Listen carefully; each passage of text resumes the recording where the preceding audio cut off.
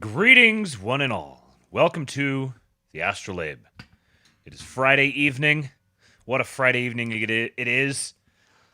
I don't know. I keep feeling like I need to start the show off saying something like, we just keep winning. And every day, we just keep winning. How many ways can I say this? How many different ways can I say we just keep winning?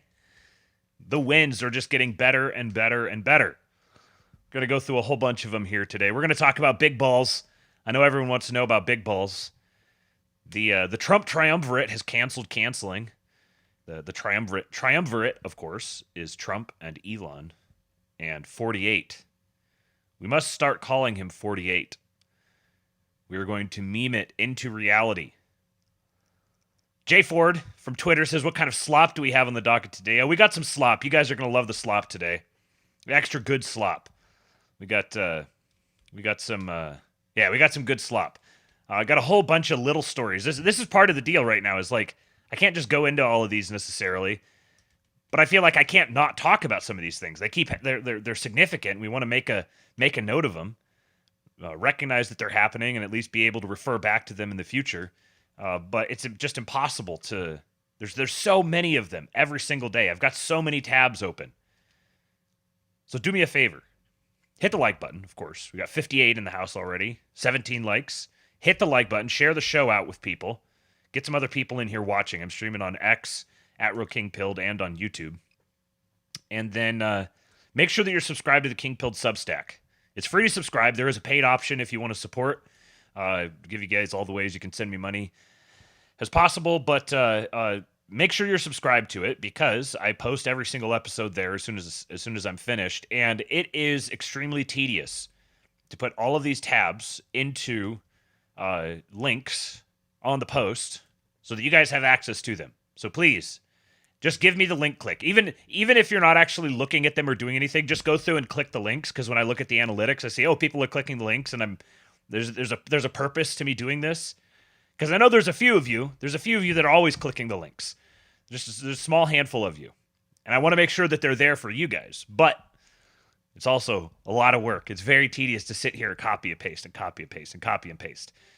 Perhaps I need to use Replit. I talked about Replit at the end of the last stream. Maybe I need to create myself an app that will automate this process. Streamline it real quickly. But anyways, yeah. So make sure you're subscribed to the King Pilled Substack. Make sure you're following me on Twitter @RealKingPilled. And I want to give a shout out here at the beginning to make sure that every single person who listens to this stream is likely to hear it. Brandon Walsh, our good friend Brandon Walsh from the Twitter streets, one of the greatest posters, just vanished off the face of the earth. And everyone's wondering where he is. So Brandon Walsh, if you're out there, if you're listening, then let us know that you're all good. Let us know that based on the types of posting that Brandon Walsh did, I'm not surprised that he liked to fly close to the sun. I'd imagine he's going to be back sooner or later, hopefully. But we want to know that your death was just a digital one. So Brandon Walsh, if you are out there, the people are concerned. Hit us up somehow, whether it's leaving a comment or send me an email, realkingpilled@gmail.com. Just let us know that you're all good, man. All right. Let's see. Any other housekeeping?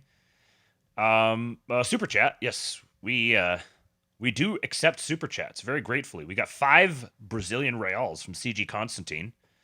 Salve, Matt. I have a very important question. Do you think the American empire will enable the construction of more Gauss guns? Most likely, yes. I think the future of the American empire is going to be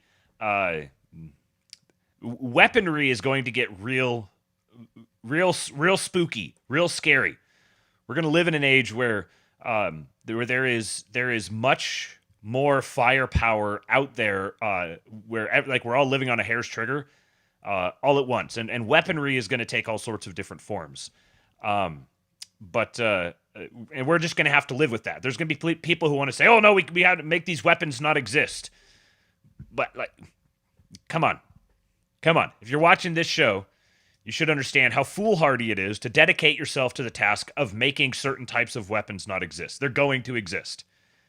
So make your peace with the fact that they're going to exist, and then begin adapting to life with that reality. Thank you for the super chat, man. We got a couple more here real quick. You can also, there's a Buy Me a Coffee link if that's more your speed. And there's a Cash App link in the description. And then there's a tip function on X. So if you're on X, there's a tip function there you can use. You can send me Bitcoin that way or Venmo. And then last but not least, join the King Pilled Discord. If you go to kingpilled.com, join the King Pilled Discord. Tonight, in lieu of a schizo stream, tonight we are going to have King Pilled movie night. I commissioned all of the Discord members to settle on a movie. Let me check and see if they've come up with anything yet. We got some suggestions, but they need to settle on something. Let's see. There Will Be Blood is a good suggestion. Morbius. Digimon the Movie 2000. Okay. Let's see. The Departed. American History X, but just the black and white cut. Okay. All right. So we're going to be watching something tonight. Josiah suggested the American Society of Magical Negroes. No. No. But if you would like to join us for that, we'll watch a movie together, and then hang out and chat into the wee hours of the night. It'll be, if you come join us for that, it's probably going to be one of the best discussions that you've ever been a part of. That's just how it goes. All right, another super chat here from Hedgehog Nationalist, $5. Says, when will Trump make Kanye his ambassador to Israel? Yeah, Kanye has started firing him off again recently. I saw that. I have a Kanye 2020 shirt around here somewhere. I love the guy. I understand. I know everything about him. I know his whole deal. I love the man. I can't get enough of him. And then $2 from See You in the Camp. It says, JD Vance is hilarious every day. It's great. He is not the same type of poster as our poster in chief. He's our vice poster in chief, but he is quality. He is a quality poster, and he is becoming the model millennial. He is going to define the millennial generation. He's going to be the first millennial president. I feel like it's pretty safe to say that, and he is growing into the role absolutely beautifully. We'll get into that here in a little bit, but okay, that's all the super chats for now. Appreciate it. Let us get rocking and rolling. I did a 4-hour stream yesterday. If you haven't watched that, you definitely should watch it over the weekend. My voice held up, and I'm going with the cough drop early today because I'm feeling much better now. I don't know if you could say the full the horse pace name. I don't know if that's something that's, cancellation has been canceled, but I still don't know what happens if I say the horse pace name on YouTube. But I'm very pleased with the results so far. But basically, the only thing that's remaining is just a cough, and it sneaks up on me. So apologies. I'm going to try to do my best to not be blasting phlegm in your ear, but apologies if it sneaks up on me and I can't catch it in time. All right. What does it feel like to be white? White people. Question. What does it feel like to be white?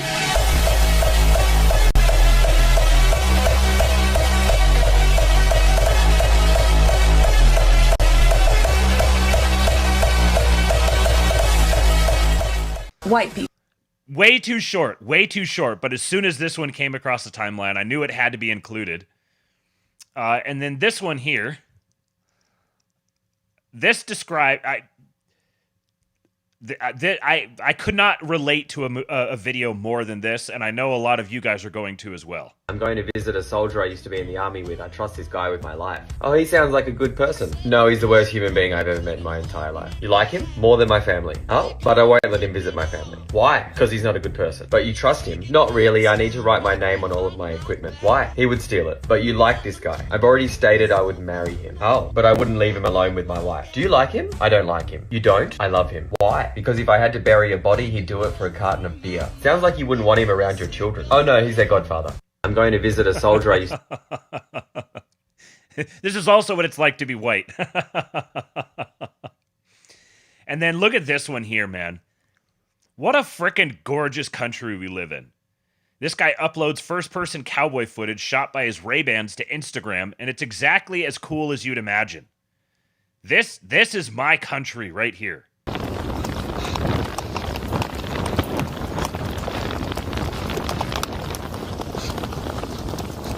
Big steer or what?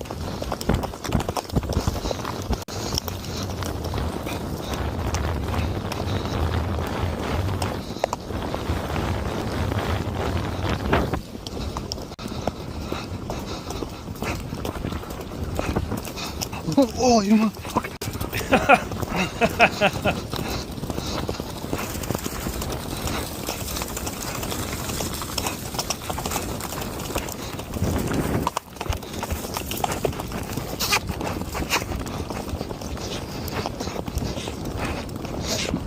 Going down, moo cow.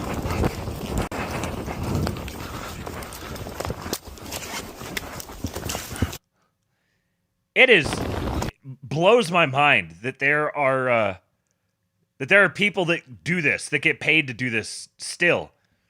It's like I'm watching, I'm getting color footage from 100 years ago or something. I'm so detached from this world. It's crazy. I love this terrain. The pine trees. This looks like... I don't know exactly where this is. The guys sound Hispanic. This could be really anywhere. This could be Eastern Washington. This could be Idaho, Montana, parts of Wyoming, Arizona. There's a bunch of places this could be, but it looks like somewhere in the greater Rockies, something like that. This one here is... a little-known band that was performing in 2002. Come on, share the screen. See if you guys recognize this one.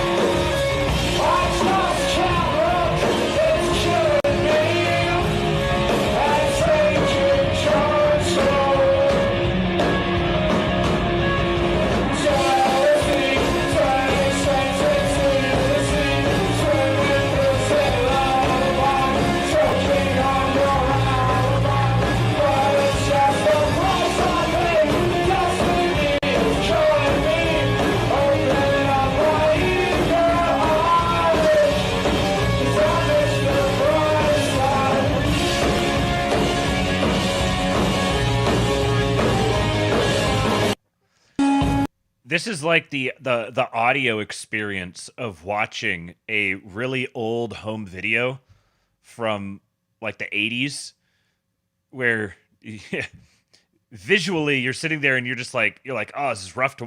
The color balance is all off and it's all fuzzy and you can't make out any details. Or like watching a really old basketball game, like a basketball game from the 50s or something like that. But it's so cool to sit there and watch it. It's like the audio version of that. I could for just a brief moment there, I could feel like I was back in 2002. Wyman says, "I can't believe this song is like 20 years old. This song is at least 23 years old, assuming 2002 was the actual year. 23 years. This song has been able to drink for a couple of years. This song can almost rent a car." Oh, how'd I get so old so fast? Euros cannot understand or explain this level of vibe. Now, the audio on this one isn't great either, but it's worth it. Cat Williams is feeling the vibe shift. Because I'm saying, you think I'm just in Mexico and I'm defending America. Because are you Mexican? Do you know where Mexico is? No, this ain't Mexico. It used to be Mexico, motherfucker, and now it's Phoenix, goddammit.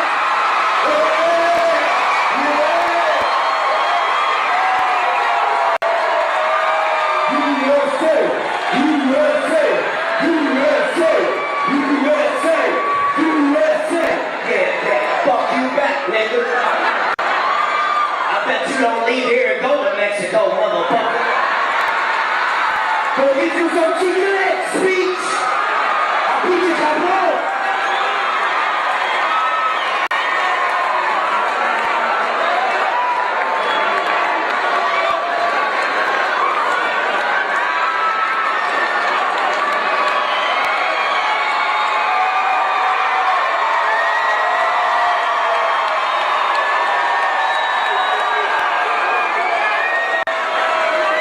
No, nigga, do you know where you at, nigga? USA! USA! USA! I don't give a fuck! No, motherfuckers think they can live in this country and then still be allegiance to another fucking country. If you love another country more than you love America, motherfucker, then get to step into that bitch.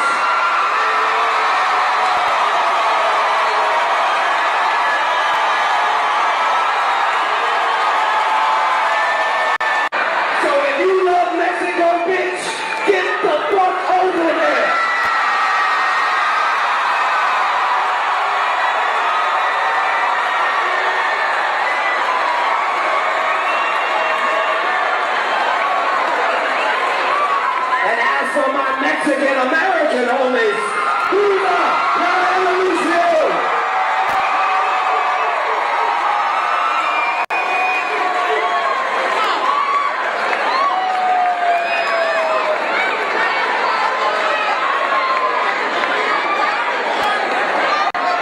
Oh, say, can you see by the dawn's early light what's so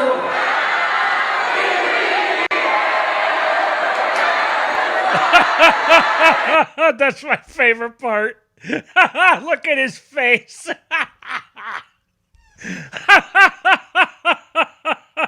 Look at his face.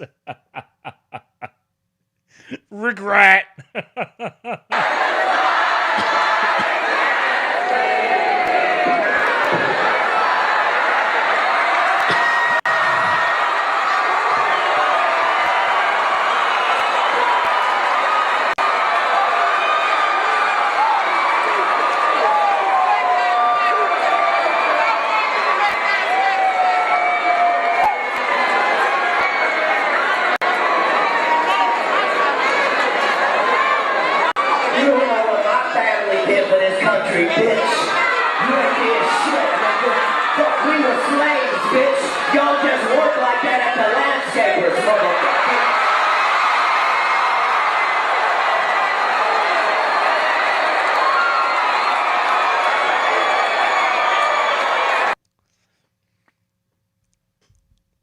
They tried to tell you mass deportations aren't happening. It's going to take us a long time to actually truly recognize just how much we've left the old world behind. We are in a completely new world. The world we all publicly perceived we were a part of was actually and like diverged from the real world, and it just became clear. And it's becoming clear to everyone all at the same time that no one has been happy living in the conditions we've lived in for the last however long. And as soon as you start like realizing, wait a second, we don't have to live this way, that starts to spread. Spreads among people and it spreads among ideas. Well, if we don't have to live this way, then we don't have to live this way. And if we don't have to live this way or this way, we don't have to live this way either. We are living through an apocalypse. This is an apocalyptic age. All things are being revealed. We are in the apocalypse. This is what an apocalypse is. Historic times. Welcome to the King Pilled, CG Constantine. Good to have you, sir. Look at our big hat boys. Look at these guys. What a picture. These dudes are having the time of their lives. They're saving the country and just goofing. This is beautiful. I cannot get enough Tucker. Oh my God. What a champion of the people. His fucking laugh, man. This goes in the pictures you can hear. Trump's just cheesing it up. And then you've got Mr. Autism over here. Just so good. We traded the tiny hats for some big hats. Okay, so little update on North Carolina. This is from a few days ago. I had this one ready for a stream and I had to drop it out, but getting it out here. From Matt Van Swol, in a shocking admission, the North Carolina State Treasurer's Office has confirmed that out of the $100 million set aside to support local Western North Carolina governments impacted by Hurricane Helene, a grand total of $0 has been given out to date. $0 out of $100 million set aside. Now this is at the state level. This is the state government.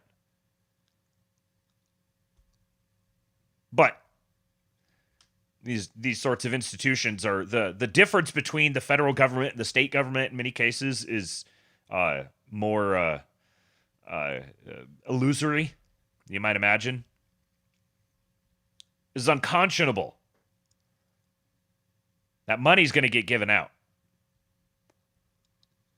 The flip side, also from Matt Van Swol, the Mennonite Disaster Service has confirmed that a group of Amish crews from Ohio installed a mind-blowing 150 temporary bridges and culverts in western North Carolina. These bridges were a lifeline to those who lost access to their homes. God bless the Amish. Look at that American flag. Look at these Americans. It's simultaneously true that the federal and the state governments ought to be stepping up and solving these problems themselves. And so they should be punished. Those who are responsible for that not happening should be punished, and those things should happen. And also, this is how America does it. This is how the Amish do it. Shout out to the Amish. Shout out to, where'd he go? Shout out to Jay Ford. He's been there for 4 months. So for 4 months, Jay Ford's been down in western North Carolina, and the government of the state has been sitting on $100 million that's been set aside to help people there.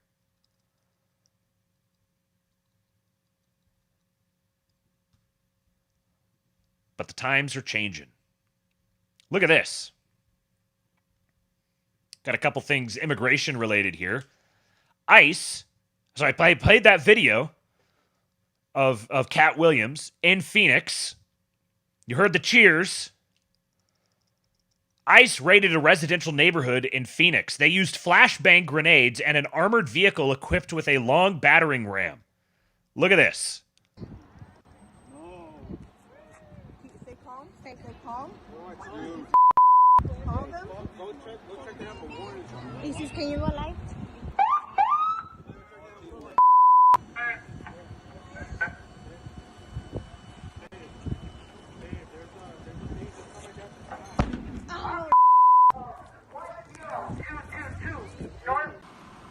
Where's the warrant, man? Who's the leader? Who's in charge? Who's in charge?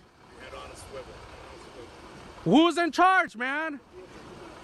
You guys treating us like criminals, man. Who's in charge?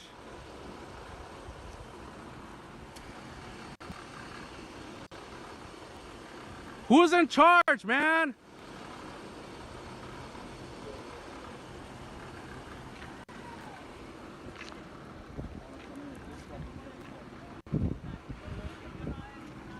Bro, you guys are acting like we're terrorists. What the fuck? Is this what you guys do? That's my father, man.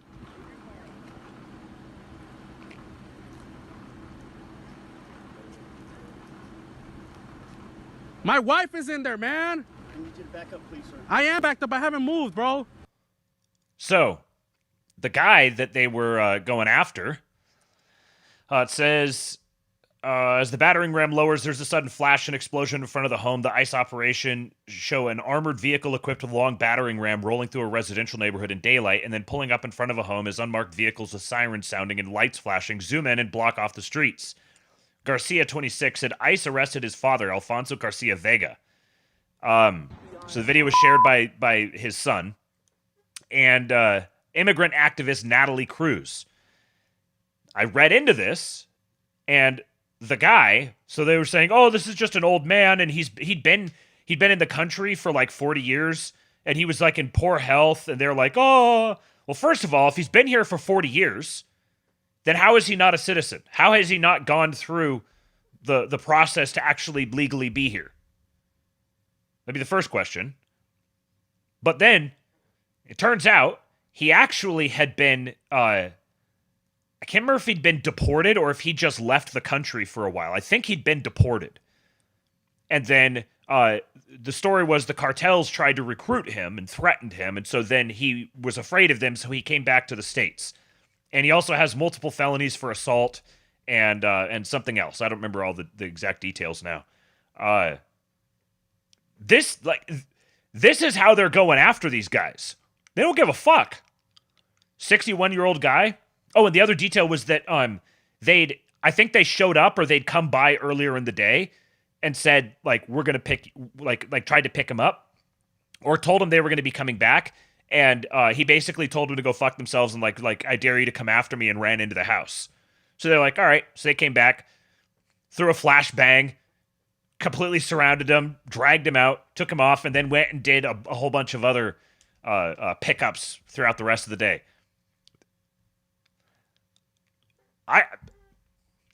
We live in a completely different world. And it shows that the will to, all you needed was the will to do this. The capacity was already there. The people, the guys, whether they believe in it or not, they're following orders. I've got a job. They say, go get this guy, pick him up. All right, well, what's our protocol for picking him up? He won't come out. All right, get the battering ram, knock down his door, throw a flashbang. Let's get him out and on to the next job. It's that simple. Just needed somebody to tell them to go do it. To do their job. You can just do things. Thank you to Tom Rickson, gifting 5 memberships. What a man. Welcome to Rethuglican. What a great name. AA's evil twin, the Boomer Slayer, Brent Bollinger, Ryan Isaac, and Samoa Bob. What a great list of people. We've got the best live chat, man. So a little more immigration stuff here. Massachusetts U.S. Attorney Leah B. Foley, who was just appointed under President Trump, says she will arrest local officials who obstruct ICE from arresting illegal immigrants. She is also demanding a meeting with the Massachusetts governor, Maura Healey, and Mayor Michelle Wu, mayor of Boston, to enforce deportations. So even in Boston, even in Massachusetts, rather, and Boston, Trump's got a hardliner. I wanted to get through this thread here real quick from our friend Josh Ham. Just a sec. The coughs are building.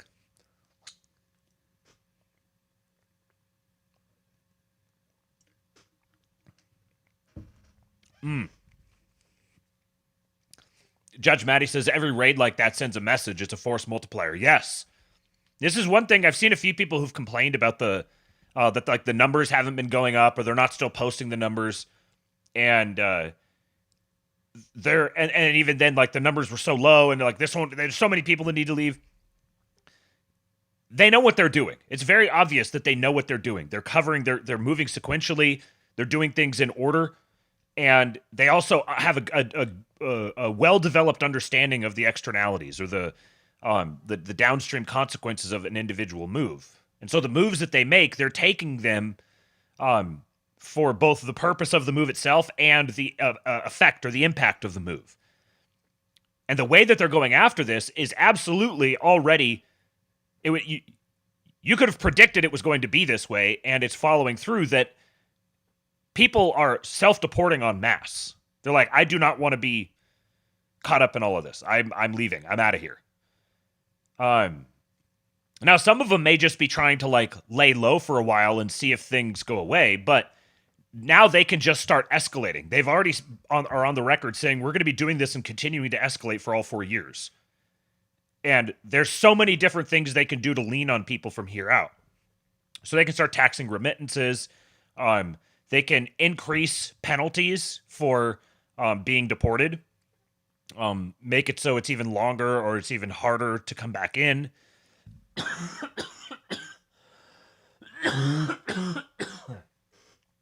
But yeah, so anybody who's like feeling uncertain about the numbers so far or whatever, there's no reason to be concerned. So Josh Ham says, who remembers a short time ago when Logansport hit national news due to the Haitian population bomb? I'll link a next tweet to refresh your memory if you so desire. While I live not far from Logansport, and Logansport, Indiana is healing. Thank you to Trump and Homan.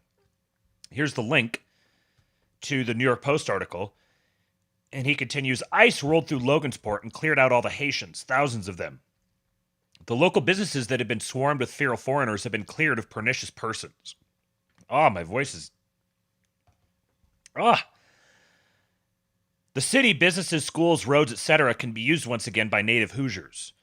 It appears that the local Tyson has lost almost 60% of their workforce. They're discussing increased wages and hiring bonuses. Young Hoosiers are now in demand as wages increase and rents decrease. These young people in Logansport have a brighter future with more options. America first means Americans first. America for Americans, Indiana for Hoosiers. God bless America. So shout out to Josh Ham for putting that together. And if any of the rest of you have noticed these sorts of impacts on your own communities, then do reach out. I'm happy to tell the story. We need to hear these things. Okay, let me check. I think I saw super chat come through here.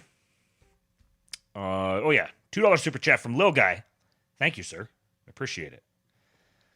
My wife says, starting a pizza and movie Friday night tradition. We made our own mini pizzas and watching Wall-E. We're so back.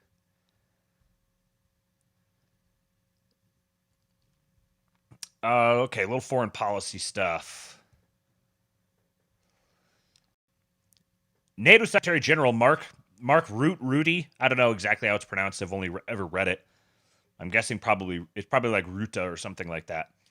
Just agreed with President Trump on Greenland and is calling on Denmark to immediately begin negotiations. When it comes to defense in the Arctic, there's a quote, when it comes to defense in the Arctic, Trump is right. What I think is very good is that the Prime Minister of Denmark immediately began negotiations with President Trump. Essentially, it was about the high relevance of defense in the far north. Greenland will be America soon. That last sentence is from the tweet here, not from his quote. I bring this up just to point out, obviously, that this is the NATO Secretary General rubber stamping it, which means it's just inevitable. And then the other point is, I heard something in a stream I was listening to today by Tom Luongo, where he said that that he'd heard that the UK has like some sort of a contractual right of first refusal with Denmark if they ever want to sell Greenland.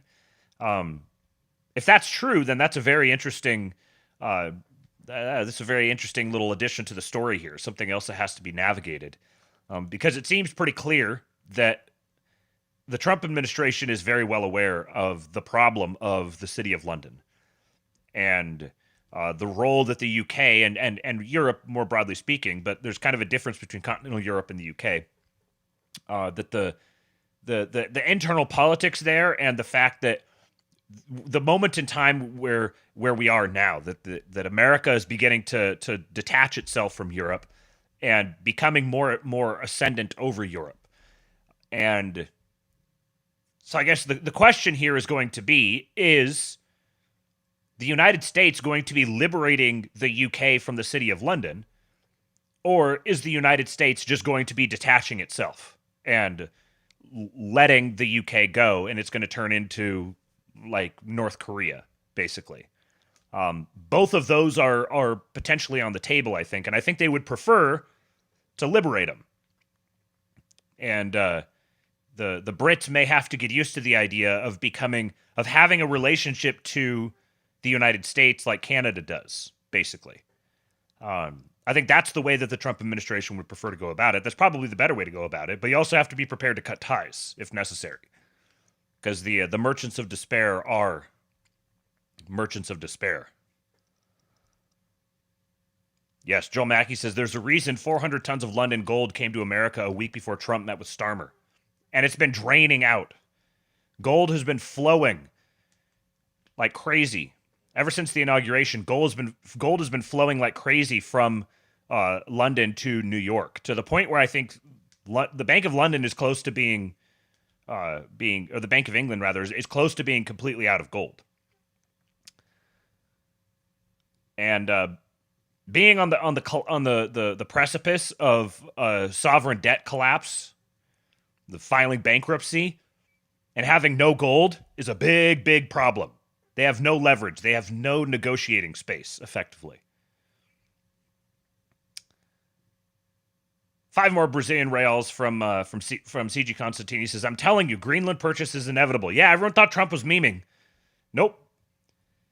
No, the Greenland is going to be the eastern, sort of the northern and eastern furthest most point of the American sphere of influence. More good things coming out of the administration.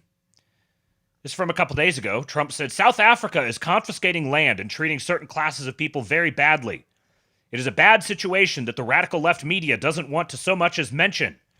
A massive human rights violation at a minimum is happening for all to see. The United States won't stand for it. We will act. Also, I will be cutting off all future funding to South Africa until a full investigation of this situation has been completed.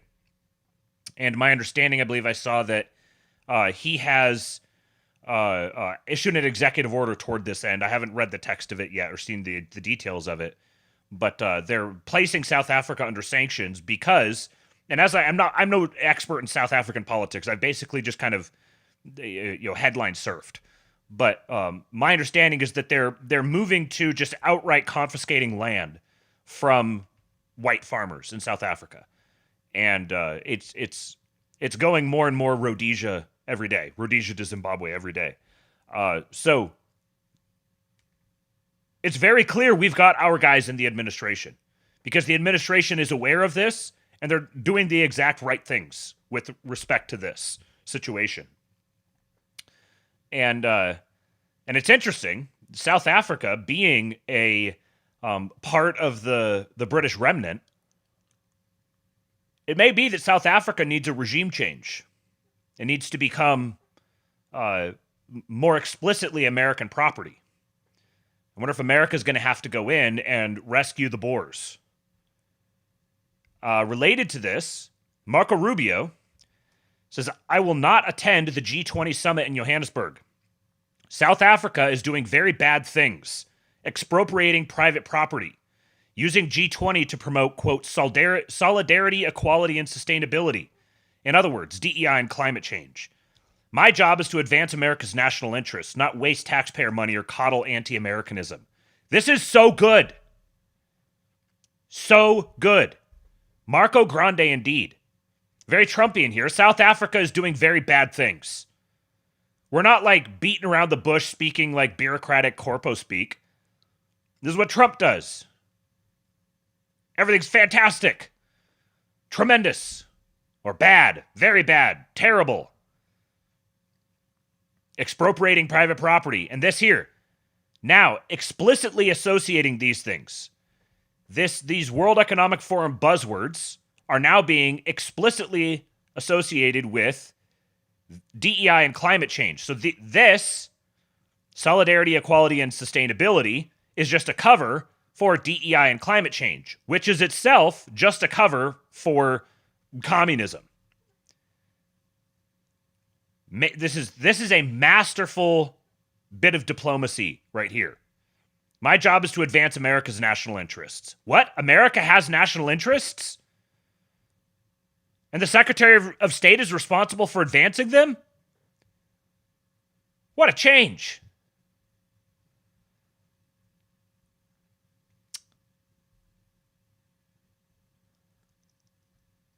Secretary of State Marco Rubio has just deemed that only 294 USAID staffers are necessary out of 14,000.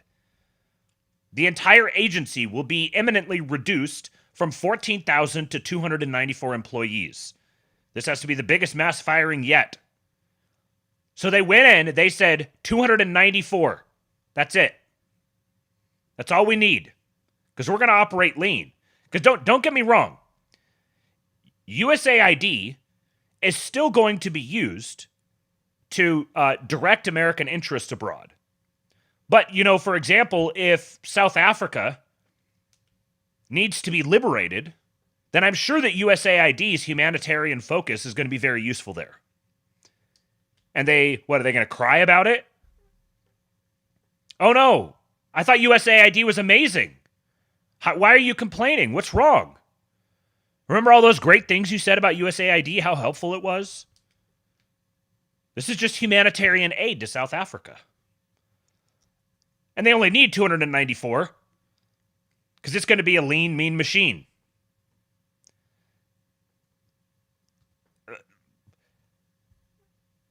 I'm loving me some Marco Grande.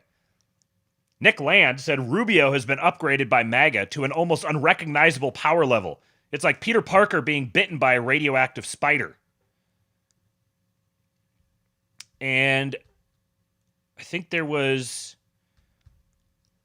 thought there was something else here. Is it? No? Seemed like there was another comment associated with this, but I'm not remembering what it was now. Let's go to this. Signs outside USAID are being removed and taped over. So they're just straight up modifying the buildings. Like there's no... The taped over the name, it's gone. I'm sure what's happening is that those staffers are going to be absorbed into the Secretary, into the State Department, and they're still going to work on a lot of the same things, but it's going to be directed toward the interest of the president. And they're just blitzkrieging, just steaming right through. You're fired. Building is modified. Everything's changed. There's no waiting around for a bureaucratic process or anything. Just clear out your desk. Head home. Building's going to be reappropriated. I wouldn't be surprised if they end up selling it off. If they just sell it and use the proceeds, take the proceeds and put them into the sovereign wealth fund or something like that. Or maybe even just lease it out. Put it into the, transfer it into the sovereign wealth fund and lease against it. Or there's a bunch of different things that they could do.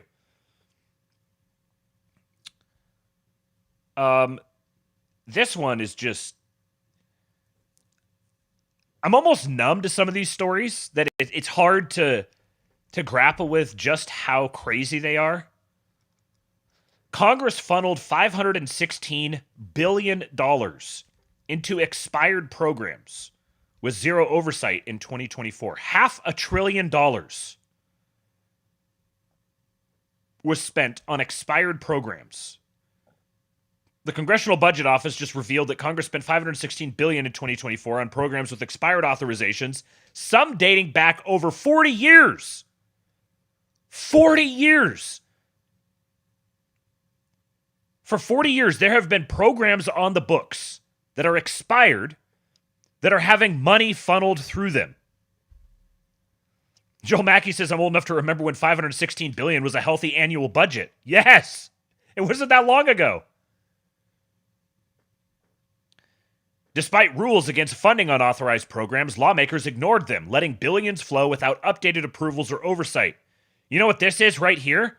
This is incredibly powerful ammunition for the executive when it comes to defending the executive's right to impound congressionally appropriated funds. Because when the executive is not impounding those funds, you get $500 billion in a single year spent on programs with expired authorizations. Even worse, 251 more authorizations are set to expire this year, including $892 billion in defense spending, yet Congress keeps writing blank checks. This isn't governance, it's corruption. Congress is recklessly burning taxpayer money on programs they haven't even bothered to approve. Now, for whatever reason, this image won't open here, but if I open it up in a new tab, and you can see. So here was the number of authorizations for expired authorizations of appropriations, and then expired authorizations of appropriations with identifiable appropriations. And you can see what these were from: agriculture, armed services, education of the workforce, energy and commerce, financial services, foreign affairs, homeland security, house administration, judiciary, natural resources, yada, yada, yada, yada, yada. What were the largest numbers?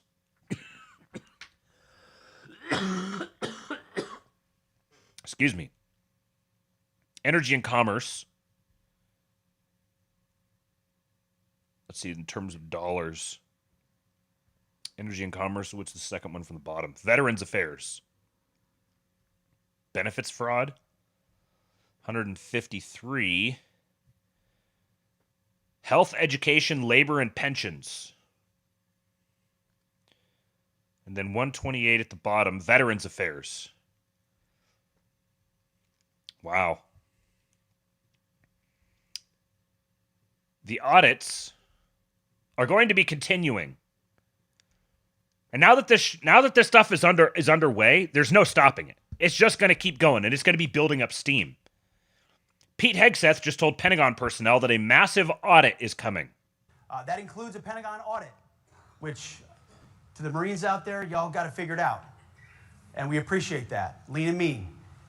We are going to focus heavily to ensure that, at a bare minimum, by the end of 4 years, the Pentagon passes a clean audit. The American taxpayers deserve that. They deserve to know where their $850 billion go, how it's spent, and make sure it's spent wisely. It used to be that if you called for an audit, somehow you were undermining the department. I believe the exact opposite. I believe we are accountable for every dollar we spend, and every dollar of waste we find or redundancy is a dollar we can invest somewhere else, as President Trump has committed directly to rebuilding our nation's military. So rebuilding our military is key. That includes how... And then, today, Trump clears house at the Kennedy Center. This is a truth from Trump. He has issued a truth. He says, at my direction, we are going to make the Kennedy Center in Washington, D.C. great again. I have decided to immediately terminate multiple individuals from the Board of Trustees, including the chairman, who do not share our vision for a golden age in arts and culture. We will soon announce a new board with an amazing chairman, Donald J. Trump. The madman just appointed himself in the third person to be the chairman of the Kennedy Center. Just last year, the Kennedy Center featured drag shows specifically targeting our youth. This will stop. The Kennedy Center is an American jewel and must reflect the brightest stars on its stage from all across our nation. For the Kennedy Center, the best is yet to come. Comprehensive victory, man. We're going to have more on art, the role of art as propaganda from our boy Paul Suda. But we got to talk big balls. We got to talk base Doge Zoomers. We got to talk a few other things before we get to that. So hit the like button. We're going to keep going. Nick Land wonders, has CNN fully defected? This is a CNN panel that watches. Well, I'll just play it for you. Democrats agree that Musk is a problem, but listen to them today, and they have a piñata in search of a stick. To our Republican colleagues, if you do not see the light, we will bring the fire. Resist! We are going to be in your face. We are going to be on your asses. We have days to stop the destruction of our democracy. We have work to do. Tell Elon Musk to take his hands off your money. We don't pledge allegiance to the creepy 22-year-olds working for Elon Musk. We pledge allegiance to the United States of America. And goddamn it, shut down the city! We are at war! We will win! We will win! We won't rest! We won't rest! Gretchen. Yes, So, they need the Democrats need a real leader, okay? They need a real leader, which currently does not exist in the Democratic Party. And they have been caught completely flat-footed with the entire Trump presidency for the last 2 weeks. And Elon Musk, I said on CNN months ago that Elon Musk would be the most influential advisor to President Trump, and that is proving to be true, whether you like it or not. But Democrats should have had a plan for this. They knew it was coming. We say this every single night. 2025. We knew as it. We just talked about. We knew it. Trump has said all of these things were going to happen. We saw him align with. Look at him. Look at him. Look at him.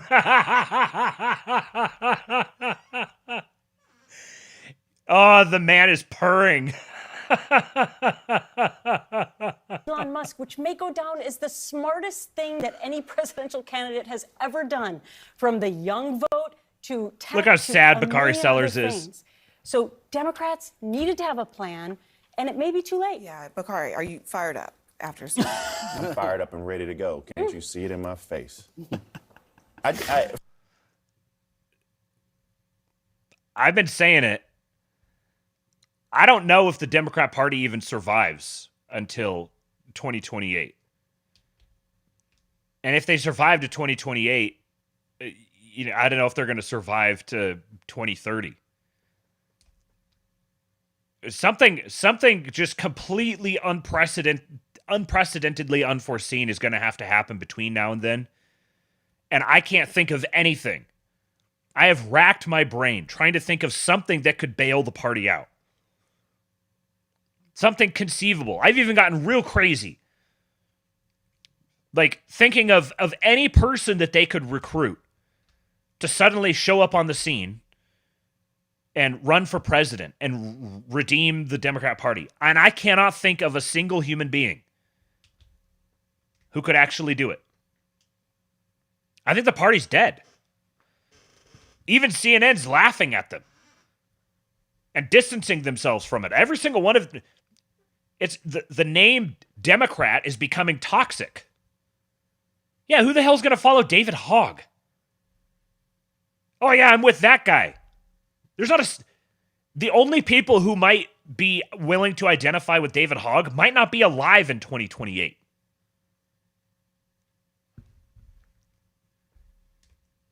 I think the party is dead. I think there's going to be a new party. And it's going to use many of the same people, and some of the same infrastructure is going to get reappropriated. It's either that or it's going to be a carve off from the Trump team, like I've said, like the Maha people who take over the name. They keep using the name just because it's like we have this sense that these sorts of things are carved in stone. But there's been lots of different political parties that have existed over time. It's not just that like the positions of the parties have changed, but there's been a bunch of different parties themselves. And I think we're at a point now where we've had Democrats and Republicans for long enough that one of the parties is destined to die. And obviously Republicans are completely on the ascendancy, and the Democrat brand has never been worse. Nobody wants to be affiliated with it. Even leftists don't want to be affiliated with the Democrat Party.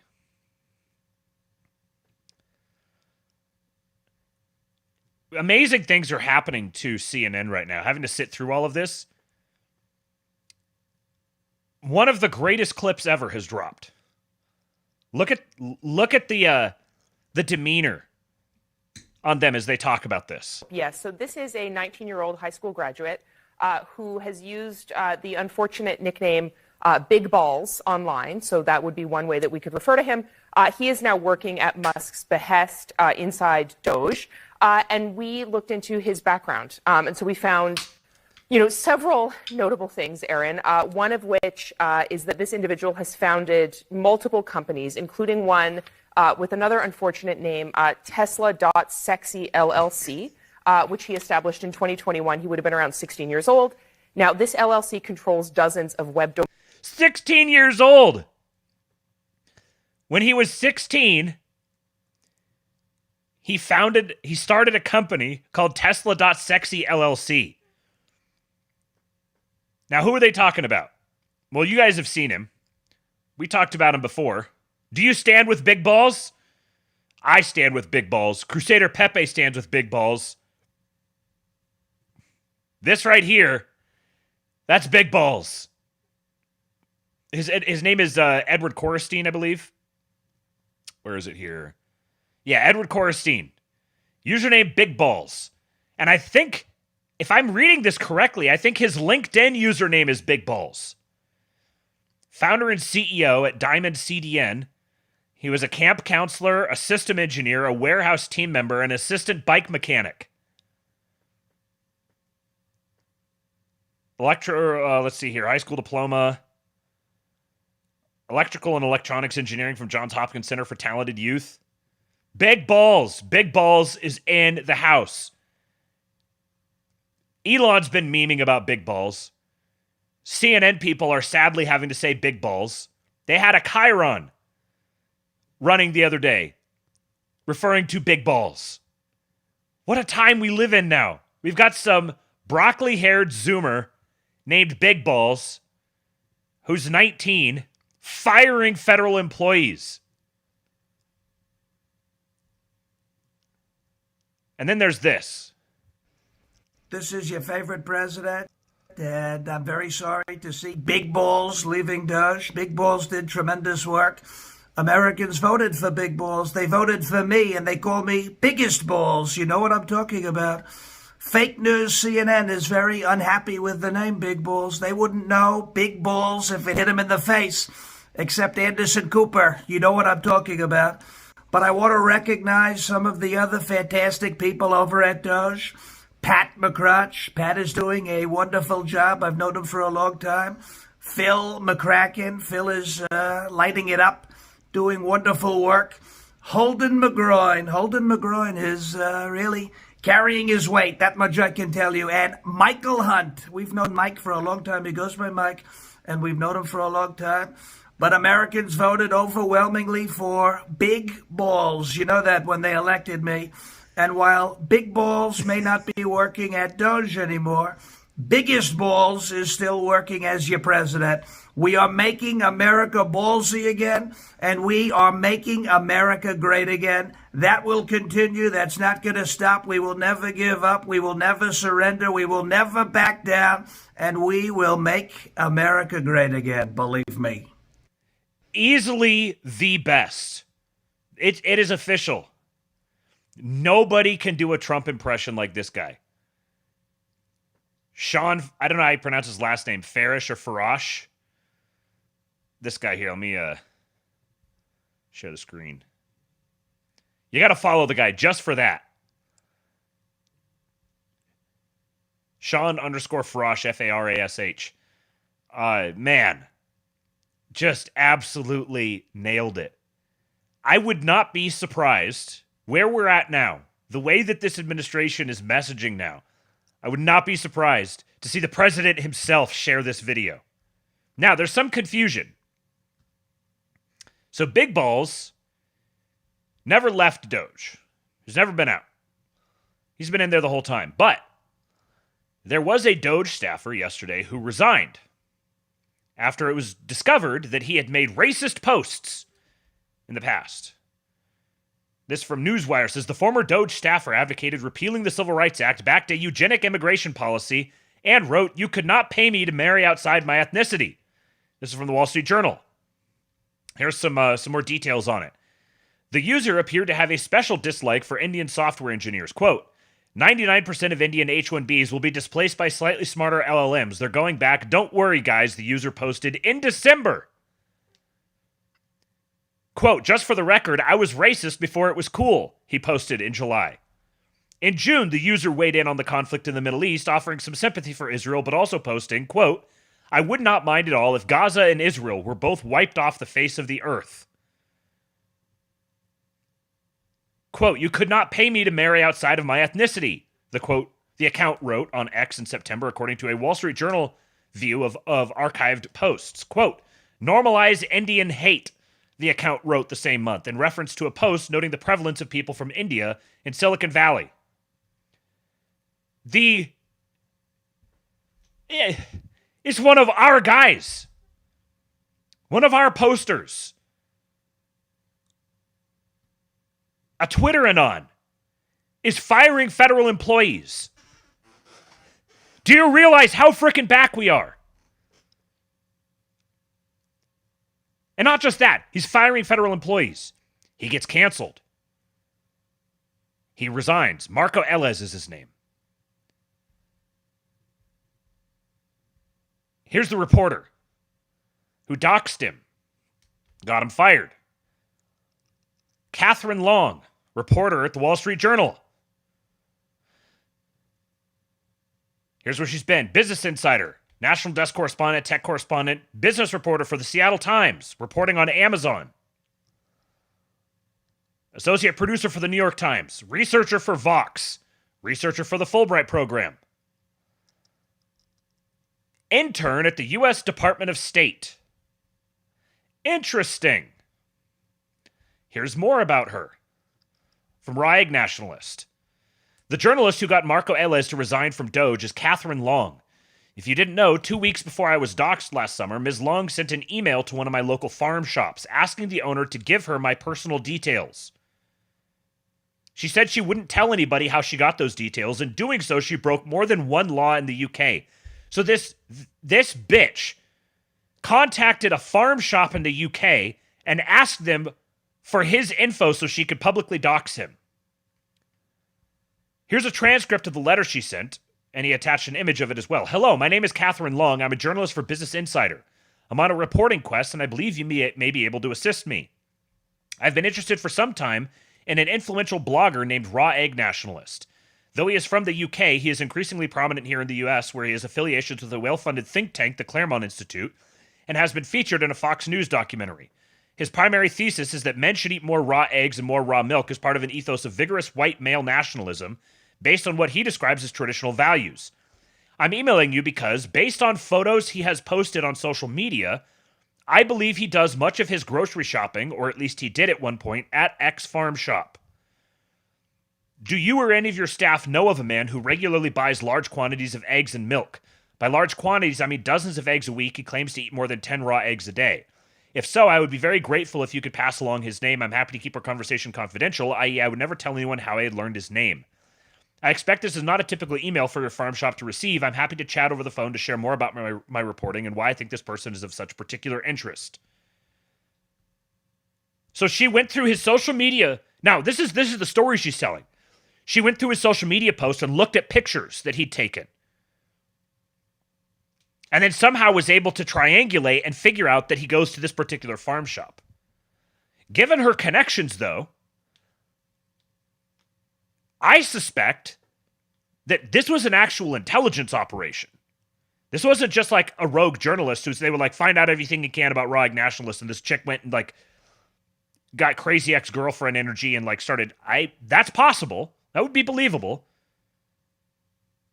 But I think she was given some tips by an actual member of the CIA or something like that, saying, as part of an investigation into him. That would be my suspicion.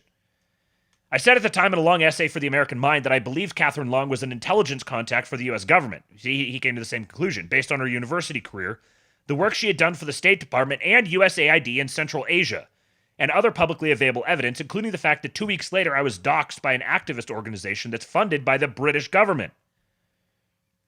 The fact that she now appears to be running retaliatory cover for USAID against Doge all but confirms she is a deep state operative.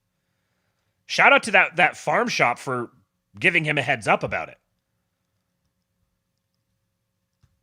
What was that from? Yeah, that's her. So what happened here is you have the libs are freaking out. Trump and Elon have just sent them scattering, scrambling, and they're trying to mount a response. Well, what tools do they have at their disposal? Doge getting into USAID is like right at the heart of the operations. So they need to end that operation above all else. This is as soon as they started getting into USAID, that's when all the protests started. That's when the congressmen started showing up and banging on doors. That's when they started trying to rally the troops. But unfortunately for them, their funding mechanism is a little disrupted at the moment. And all of these different networks are they have to try to fund lawfare and pay off assets to do different things and try to coordinate all this stuff while they're also getting their funding yanked away from them more and more. And so they're being forced out into the open. Now they can't do things as surreptitiously as they did before. They just have to go for broke. So the story with this was the account was deleted. He had deleted his account. It had been, when he deleted it, it was an anonymous account. Before that, it was a FaceFag account. So he had a FaceFag account, he went anonymous, then he deleted it. But somehow she had access to it. So there is someone out there who has done what's called parallel construction, is as I understand it, which I don't completely understand, but basically that they've created basically like an archive that they can go back through. So they figured out who he was, and the way they figured out who he was because a federal judge issued I can't remember exactly what it was, but he issued a statement referring to something one of the Doge. They were trying to get I think credentials for him to access something within the Treasury or something along those lines, and he mentioned his name in there. And within a few hours, they mentioned his name, and within a few hours, she published this story. So they were waiting to get the name of someone that they could attach some dirt to and try to run the typical operation. Say, oh, he said terrible, awful things, and so he must be canceled, force him to resign, get a big win, big rhetorical win, and now set the stage for the conversation from the press. They're trying to regain control of the narrative, trying to put the administration on their heels, having to defend themselves. And so news breaks that he resigned. Of course, everyone's like, oh, yeah, of course. Yeah, I'm sure he resigned. He was asked to resign. And so there was a lot of heat going on last night on Twitter. All of our guys were up in arms saying, this is bullshit. He needs to be rehired. He shouldn't have to resign. This is absurd. We explicitly voted this down a couple of months ago. Now, I got to the story a little bit late, and I was sitting here thinking about it, and I was like, something's not making sense here. Because they've been loyalty testing people. Part of the application process to get into Doge, into the Project 2025, all of these different things. They've been having people present their social media, and they go through their social media, like qualifying them and loyalty testing them. And apparently this guy was an ex-employee, an employee of X. So you're telling me that they hired him for this pretty exclusive, stripped-down, lean, mean machine, super crucial effort, this Doge project, and just somehow missed that he said these things? Because, I mean, frankly, you would have gotten canceled for far less than what he said quite a while ago. I think... I don't necessarily think that... I think the vast majority of the population, as it is right now, would think him being fired for something like that is understandable. Like, yeah, if you're going to be a public face for an organization, like you could be an anonymous shit poster, and you could post things like that. But if you're going to be a public face for an organization and they don't want to be associated with that, then like that's still a popular opinion. Like, I guarantee you, if I showed that to my parents, or just went and picked some random person off the street and said, hey, he said this, this, and this. Do you think he should be working in the federal government? The majority of people would be like, yeah, no. They wouldn't think, this isn't even a new thing. Like, 20 years ago, if somebody had said something like that, I'd be like, yeah, you're getting fired. So, this like hyper competent operation that's happening right now just somehow hires this guy that has those sorts of things, and then he resigns. Like, they don't just like double down and say, no, we're not. Now there's some rumors, I'm not going to get into necessarily where they're coming from, but there's some rumors that this did not come from the White House. He was pressured to resign by others, and the White House wasn't happy about it. Which signals, there's still some stuff that has to be gotten gotten straight. Brandon Walsh is in the house. Where'd he go? He says, my mom is based and wants the kid back. Shout out to Brandon Walsh's mom. Good to see you, buddy. Everyone's happy now. We got proof of life. Unless maybe some USAID bitch got his account. You're gonna have to prove it's you. I'm not gonna tell you what to do, but you're gonna have to prove it's you. And then you need to I don't know, get back on X somehow. Let us know where you're at. I'm gonna keep it going. So something just wasn't adding up for me here. And I promise I don't try to like 5D chess every single thing right away. But this just didn't pass the sniff test.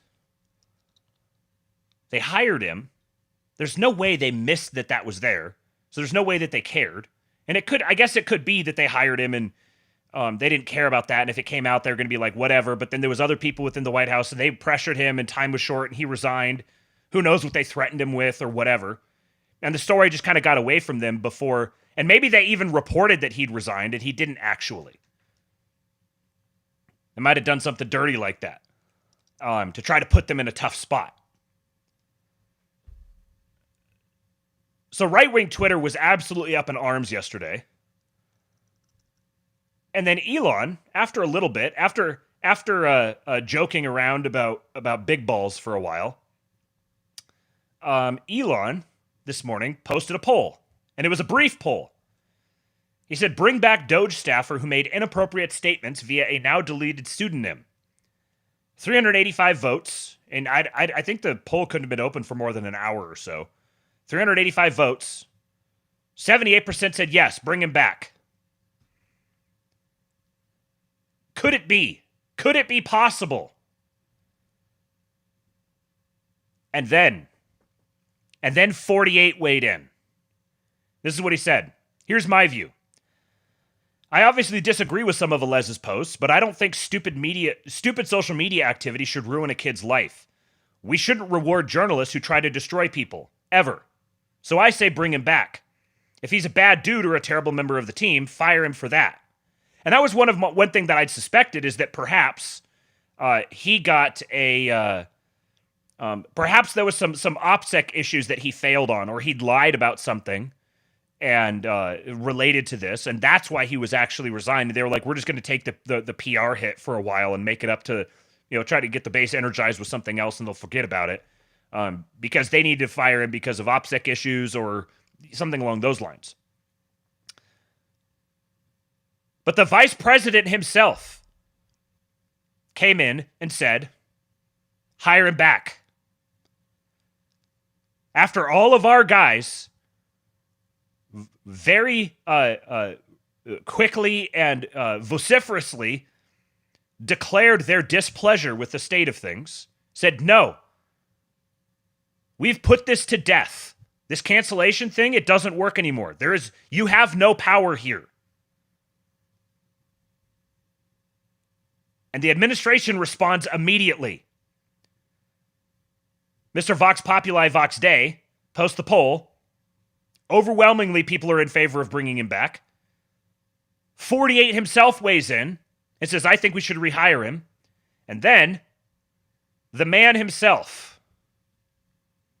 One of the Doge engineers was fired for some inappropriate posts. The vice president says, bring him back.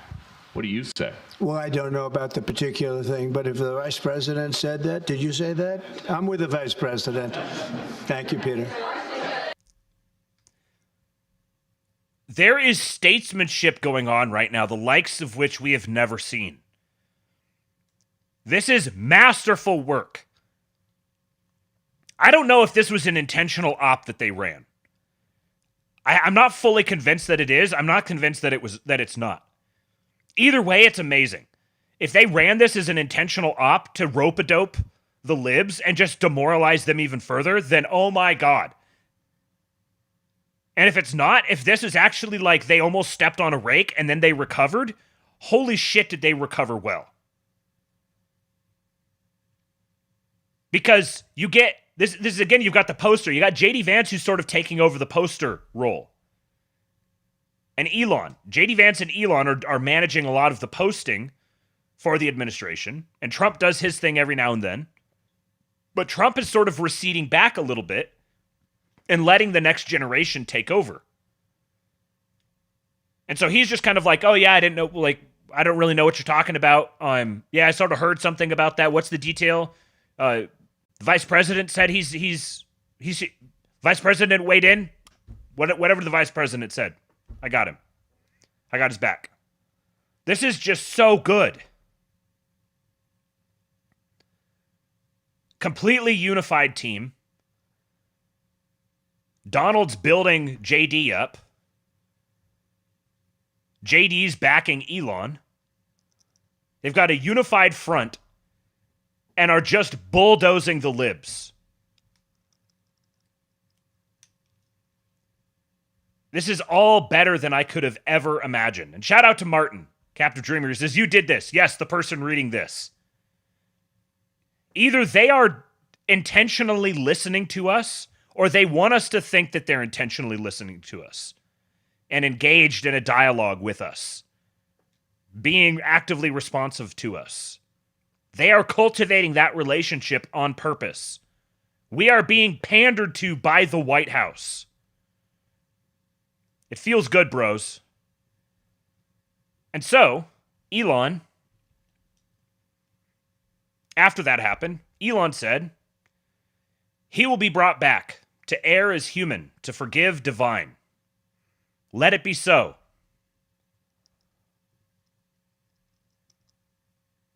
And you might have thought that that was, like, this is a fantastic story. We just buttoned it up. Perfect. Could not have asked for more. More than I ever would have asked for. More than I thought I could ask for. And then it got better. Rokahana replies to Vance and says, are you going to tell him to apologize for saying normalize Indian hate before this rehire? Just asking for the sake of both of our kids. Feminine as all hell. Just asking for the sake of both of our kids, because, you've got half Indian kids. JD's response. For the sake of both of our kids, grow up.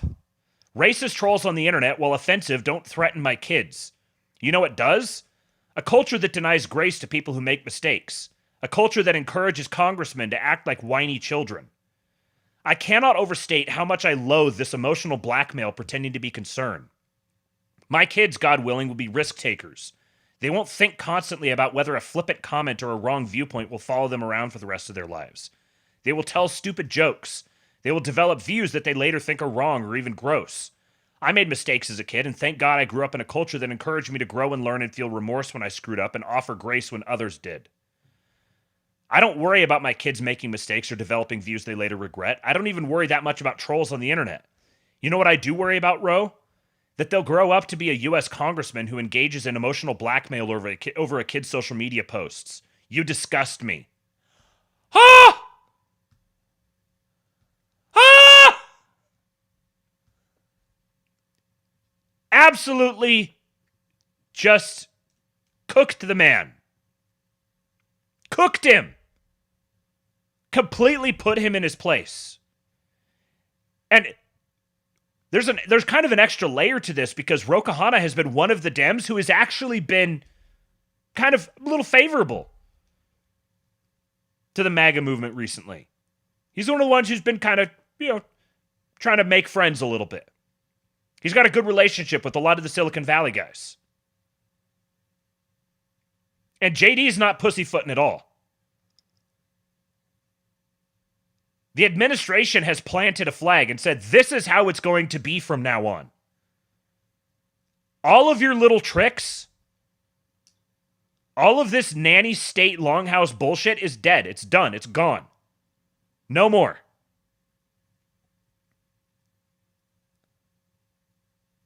Oh. Let me catch up on some of your comments here. Brandon Walsh says, my mom called me during a meeting because she had to talk about JD nuking Rokahana. Georgie Castrati says, this response was very coded as shut up, faggot. That's exactly what it was. Oh, interesting. AJ Jablon says, the new EO allowing Afrikaners to apply for refugee status in the U.S. seems like clear evidence the White House is listening to Frog Twitter. Normicons don't care about that issue. Wow! Allowing them to apply for refugee status. It just keeps getting better. Our guys are so much closer to the inside than I imagined. I could tell we were pretty close. We have got some absolute operators on our side. You cannot be blackpilled.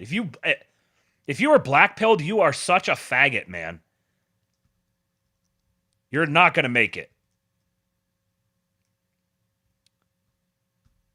Okay, let me see what else you guys have here. Yeah, that's the sound of someone who is speaking to a subject, not someone who is on equal footing with the king. Yeah.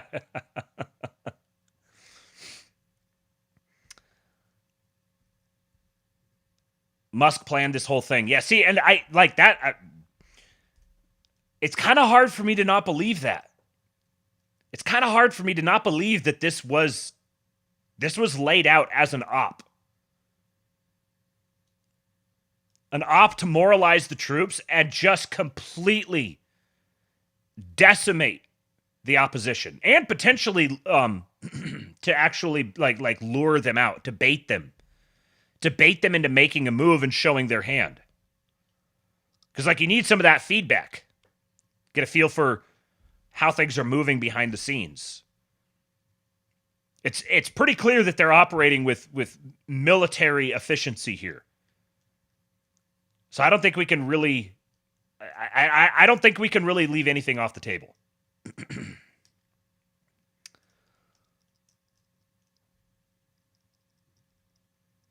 Yeah, Isaac says this whole subplot with the poll and Vance's tweet was orchestrated to demonstrate to the media that they're not in charge anymore. Yes. And if it wasn't orchestrated, they capitalized upon it precisely for that purpose. A couple thoughts on this subject. Trump just joined J.D. Vance in calling for the reinstatement of a Doge staff member who had resigned after being linked to racist posts he made on X under a pseudonym. Just Loki says, owned. Stay fucking owned, you fucking communist malcontents. And Junker Joe here says, I'll admit that when this kid first got fired, I was fully prepared to just take the L and say, well, maybe he went a bit far revealing his power level, etc., etc. I have to keep good PR. I realize now that that was a trauma response conditioned by the USAID-funded mass abuse we suffered over the last decade, and I no longer have to live that way. Let me state here and now that I will be doing the work to heal my internalized wokeness. Hear, hear. And to just keep piling it on, those of you who don't know who Will Stancil is, you're probably better off for it. Those of you who do, you know. One of the biggest lolcows on the internet. He got real mad. I covered this a couple episodes ago where Edward Martin, the U.S. District Attorney from the District of Columbia, said that there's people who are going after Doge employees, and we're going to be working with the FBI and law enforcement partners to start prosecuting people who are threatening the Doge employees. That chick, that Catherine Long or whatever her name was, wouldn't be surprised if she gets prosecuted. Will Stancil says, according to this neo-Nazi, referring to Martin, you're not even allowed to know the name or identity of the Doge employees who are currently commandeering entire government agencies. It's now apparently a federal crime to know the names of the people governing you. Ruled by Nazi cabal. Yeah. Yes. So Martin says, found one right here, and tags Ed Martin. Says lots of stuff over in his Blue Sky account as well. I'd look into him if I were you. Was also threatening to hurt Elon Musk. Very unstable figure. And Ed Martin said, thank you. Noted. So we've gotten confirmation now that Will Stancil is going to be turned over to Bukele. It'll be for his own good. He'll be better off for it. Be protected from himself.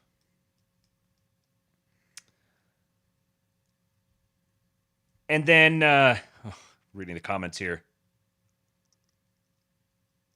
Yeah, Rob says, thinking about how many security concerns they have at X, Tesla, and SpaceX, it's unlikely that they missed something like that. Yes. I don't think there's any way that they didn't know that he had those tweets in his background, and they didn't care. But also that they didn't expect it to come up at some point and didn't have something, a posture prepared for something like that. I mean,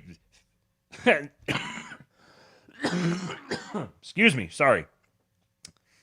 Because there's more like him in there, within Doge and anywhere else. Which also goes to say, now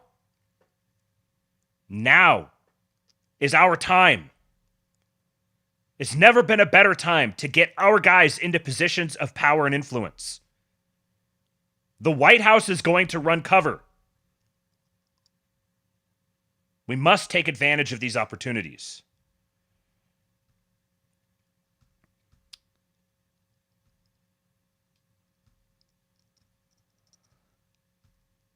This here is the White House Communications Director, Stephen Chung. Absolute unit. Stephen Chung, Assistant to the President and White House Director of Communications. I've got a handful of tweets from him. He has been stepping up his game lately. David Hogg. Here's what we did today, with a list of we said some things and did some stuff and nothing. And Stephen Chung says, and it didn't make a difference. Get wrecked. And then Mazie Hirono claims that Pam Bondi just created a weaponizing task force. And he says, Mazie Hirono is one of the most unserious goofballs in Congress. And then Jasmine Crockett, this sassy black millennial chick from, I think she's from Dallas. She's been yelling about mediocre white men. Her name is Jasmine Crockett, and he says, Jasmine Crockett shit wants men to play in women's sports, jeopardizing women's safety and destroying all of their dreams. At some point, these losers are doing this out of spite to hurt this country. This is the White House communications director, called a sitting congresswoman Jasmine Crockett shit. These guys don't give a these guys don't care. More members of Congress at the Treasury Department a few days ago. Look at these goofballs. Hey everybody, Congressman Maxwell Frost here with many of my colleagues. We're here because an unelected billionaire has access to the private information of our constituents, but we want answers. Yeah, so it's Congresswoman Jasmine Crockett here, and let me tell y'all, oversight. Let me tell y'all, shut the fuck up. He says, look at these losers. Literally everything they do is for social media clout. The White House is just dragging their nuts across the face of any Democrat in a position of power or influence anywhere. Asserting dominance. Stepping on their throats. The energy is rising. The ceiling chirpers aren't in charge anymore. Cyberbullying is back on the menu, boys.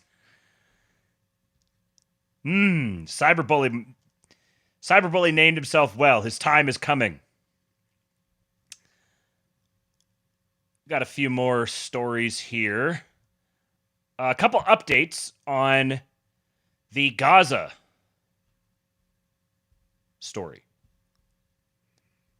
So Trump posted this. I did a fucking 4 hour and 15 minute stream yesterday and still didn't cover all the things I wanted to, so this is one I'd saved.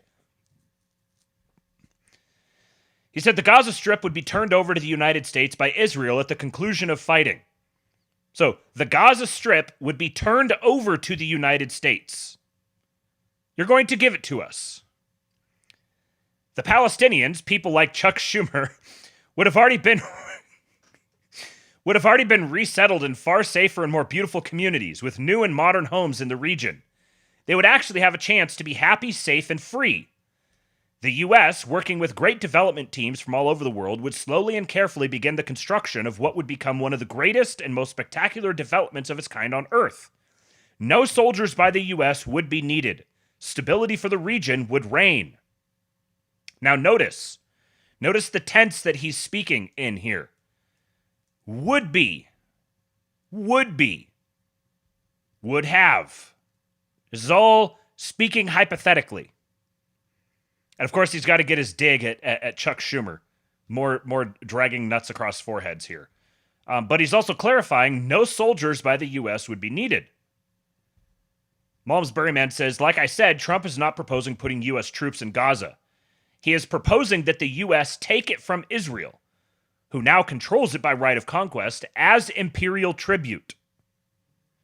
Israel will hand it over free of encumbrances as a gesture of gratitude to its patron state, the USA. Remember what I said yesterday about Marco Rubio's statement implying that the United States is prepared to recognize China and Russia as effectively peer nations. And he mentioned rogue nations, Iran and North Korea. It's implied, you guys need to get your rogue nations under control. We're getting our rogue nation under control. The way we're getting our rogue nation under control is their prized possession that they just executed conquest over. We will be taking control of that. And they will be ceding it over to us as tribute in gratitude for our protection. And then here's a quote from Trump talking about this at a little bit more at length. There are deliberations on Gaza, sir, the timetable for a takeover? No deliberations. It's been very well received, where basically the United States would view it as a a real estate transaction where we'll be an investor in that part of the world. A real estate transaction. We will be an investor in that part of the world. This isn't neocon nation building. We are acquiring territory. We are going to be owners in this project. You're not going to be sending any bombs into Gaza. You're not going to be bombing Palestinians because you would be bombing our territory, and that would be an act of war against us. You see how this proposal has crippled Israel. It's tied their hands behind their backs. Now, either the other nations step in and take over some sort of control over that region, which means Israel can't keep up their shenanigans without declaring war on every nation around them, or the United States steps in and profits immensely from it.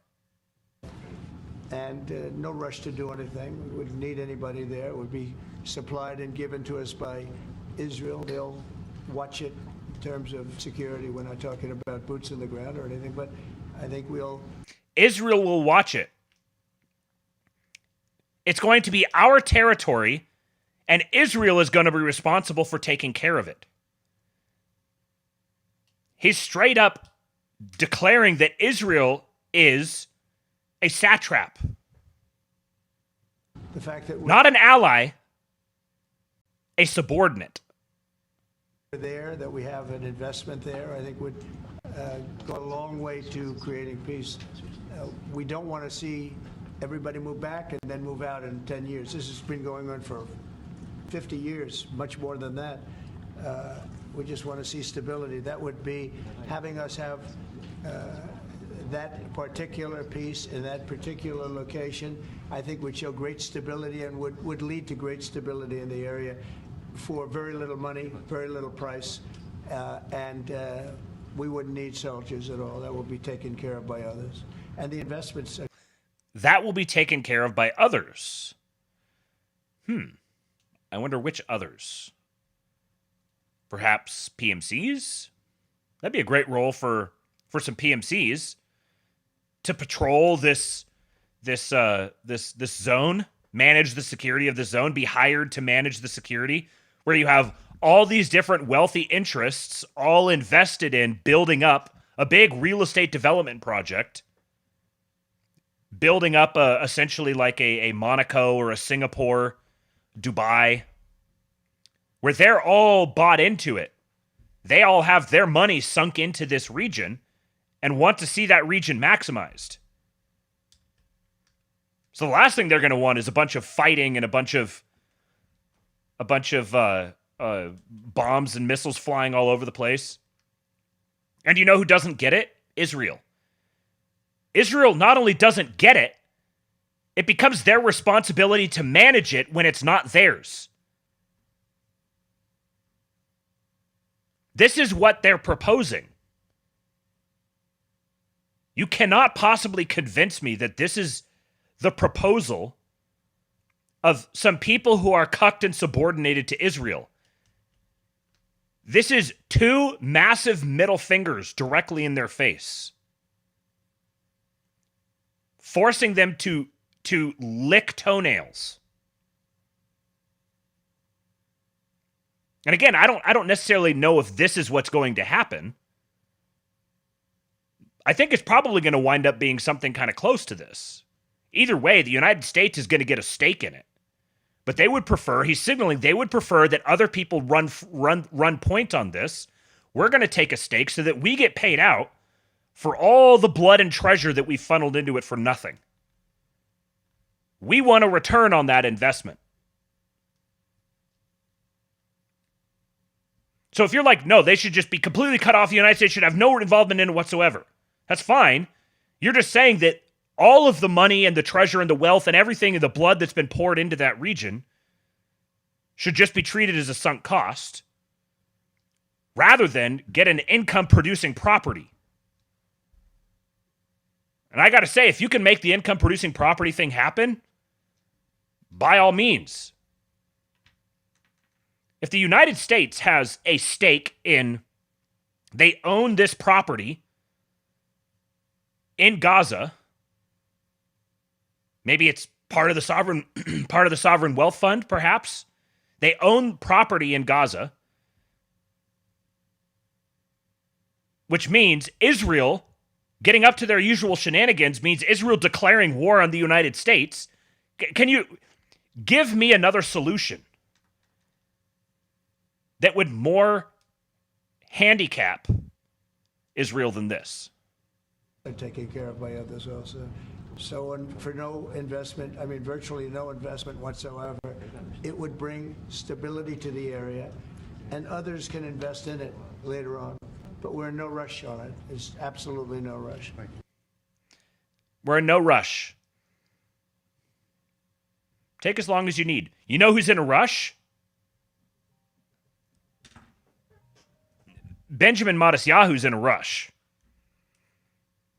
His seat is as hot as any man's seat has ever been. He is in a rush to figure out some sort of resolution here that protects his ass. So Trump emphasizing this over and over and over again while he's sitting there next to him is just yet another finger in his eye. This is massively, massively disrespectful. This whole thing, this whole proposal, the way he's gone about it is massively disrespectful to Netanyahu. This is absolute contempt for Netanyahu.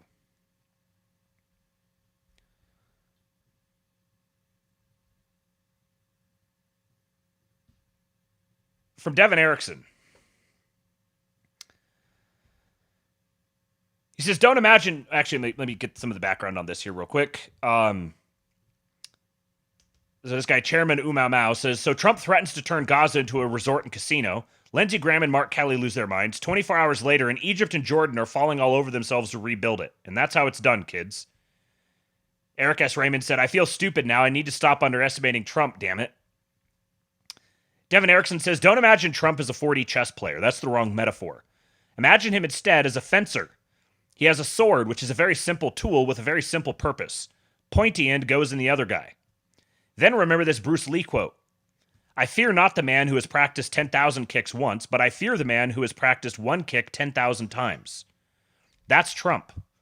He uses very, very simple negotiating techniques, and he's very, very good at them. This particular move was a two-stage combo, two very simple moves. 1. Habitually talk like you have an IQ of 95. Everything is either very bad or tremendous. Every sentence structure is simple and straightforward. No philosophy, no reducing things to first principles, no complex analysis. Talk like a midwit so people think you're a midwit. 2. Door-in-the-face technique. A compliance method so simple and well-known it has a Wikipedia page. The door-in-the-face technique is a compliance method commonly studied in social psychology. The persuader attempts to convince the respondent to comply by making a large request that the respondent will most likely turn down. Much like a metaphorical slamming of a door in the respondent's face. The respondent is then more likely to agree to a second, more reasonable request than if that same request is made in isolation. Except Trump is so good at wielding this simple weapon that he doesn't need to make a second request. He just says a crazy thing, and everyone who's not paying attention believes he wants a crazy thing because they think he's a retard. Then they fall all over themselves trying to suggest a reasonable alternative, which ends up being pretty much the actual thing Trump wanted all along. It's that simple. He does it again and again, and it works again and again, because the people who hate him desperately want to think he's dumb. They succumb to the temptation of flattering their own egos instead of keeping their eyes on the prize. That makes them easy to manipulate.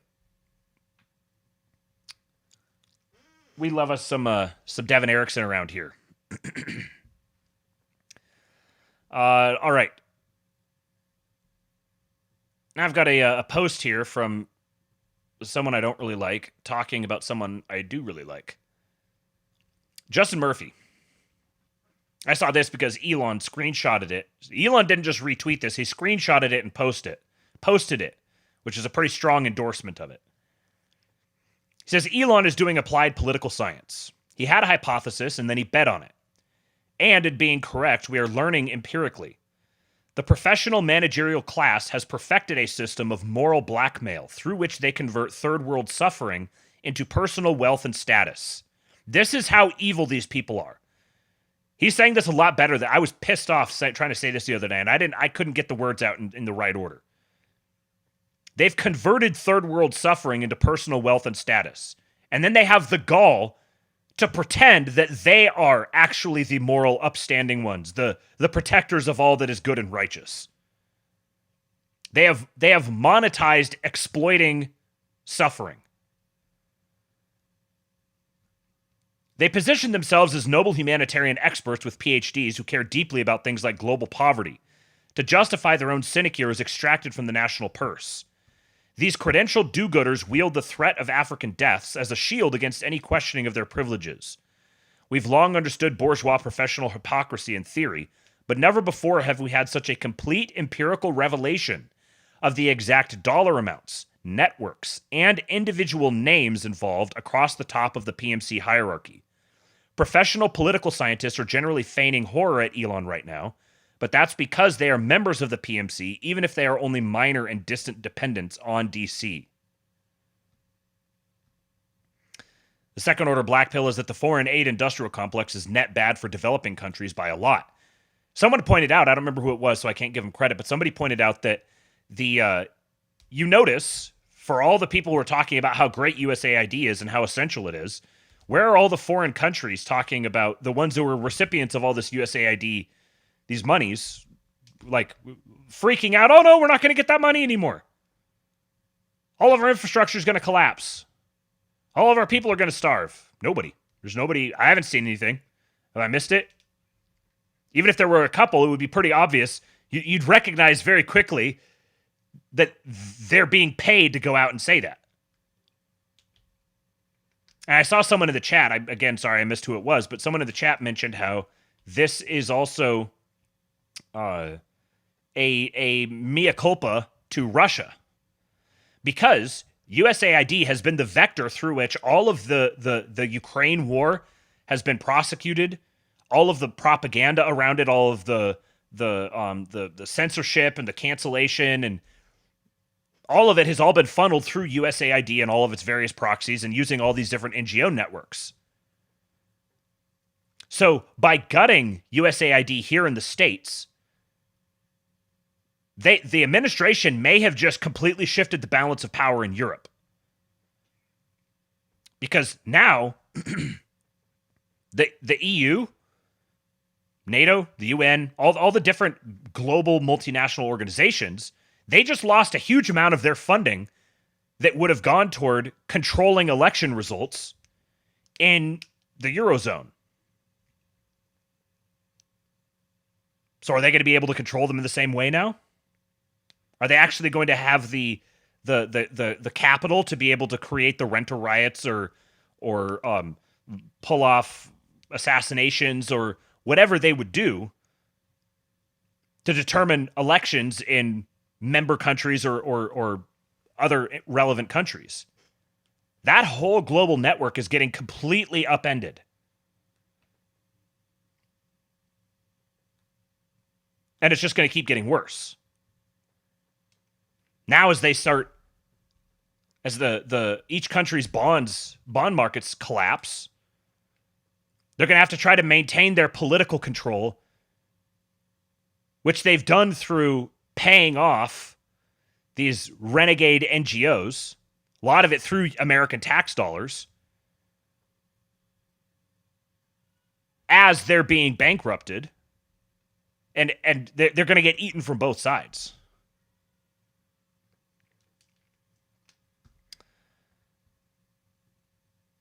I mentioned this in the show yesterday, and I included it because I told you I would. Austin Allred says, remember how Elon bought Twitter and totally destroyed the company through his own hubris?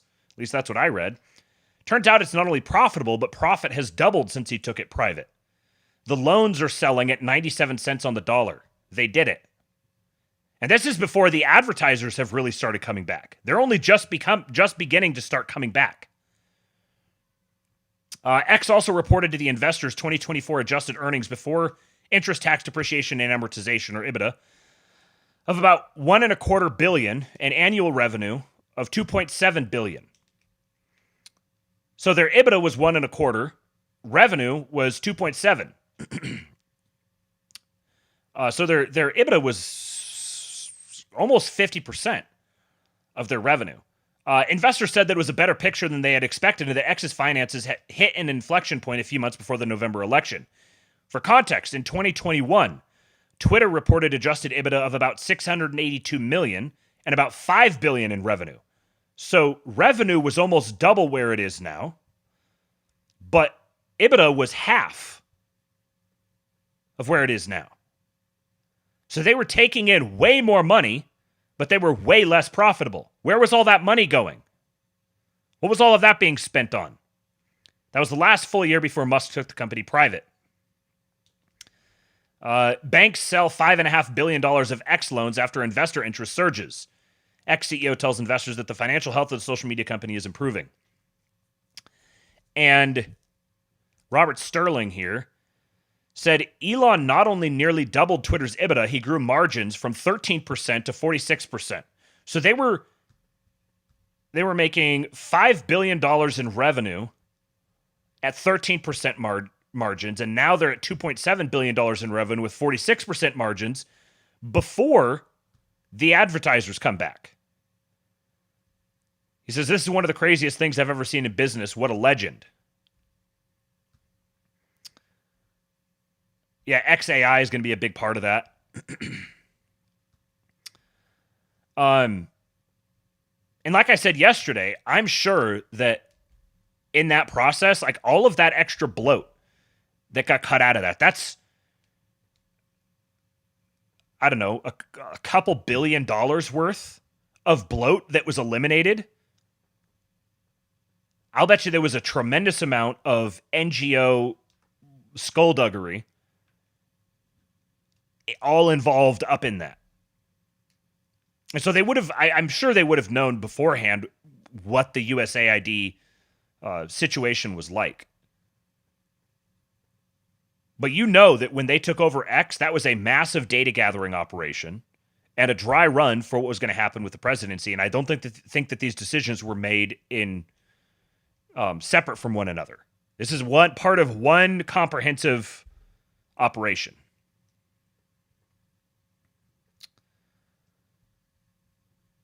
Okay, a couple more things. I got a little thread here. Allow me to rant for a minute. So there's all these judges who are kind of feebly trying to put the brakes on the Doge machine or on the firings or the various moves that the administration's making. And I've seen people say, does that judge have a police force? Let him enforce it, you know. And I said he did, but it was directed by a bunch of mercenaries who are being actively defunded and scattered. Ignore them all. The media will howl. Democrats will shriek. Foreign leaders will get increasingly hysterical. It's all noise. No one can stop the Trump administration but the Trump administration. America's future turns at their will. And just kind of thinking this through, like, if the media got more and more irate, yelled and shouted, published all these headlines, Democrat politicians come out and yell more and more. They're already like filing in, articles of impeachment, whatever. They literally can't do anything. Just ignore them. What are they going to do? What armies are they going to send after you? They show up at the White House, arrest them, take them to prison. There's literally nothing that they can do. The Trump administration sets their own boundaries now. And the events of the last 24 hours have shown that they recognize this. Now, their will ultimately rests upon the will of the people. To the extent that our collective spirit remains high, their mandate grows. Their biggest potential vulnerability is the demoralization of the population. They're able to do the things that they're doing because they have the mandate. Because the population will accept it. That's what gives them cover. They will be buoyed along and rise as high or fall as far as the American spirit takes them. A unitary executive backed by the will of the people can move mountains. This is historic shit. It's not very often in history that you get to witness, that a generation gets to witness a powerful, competent, unitary executive that is backed by the will of the people. And when you get this confluence of factors together at a given moment, it's one of the most radically transformative combinations in the world. This is legit greatness. All of America's enemies have been left with a single weapon: demoralization. If it fails, none of the rest of their schemes will work. Thus, America's number one enemy is the demoralizing spirit, and all who adopt it identify themselves as such.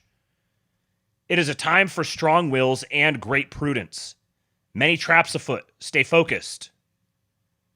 Because of this, here, demoralization, being the only weapon that all of America's enemies have left, what this means is that anybody who is engaged in demoralization is identifying themselves as one of America's enemies.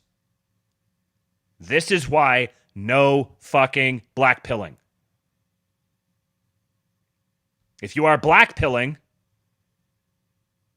you are, no matter what you intend, you are contributing to demoralization. You are strengthening the single weapon that America's enemies hold right now. Stay focused, or, as my son says, keep your head on a swiggle.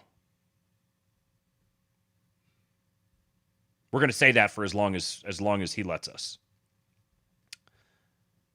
Okay, a couple more stories, and then I got to get out of here because we got to get to the movie night. Let me check real quick here and see if they have settled on a movie.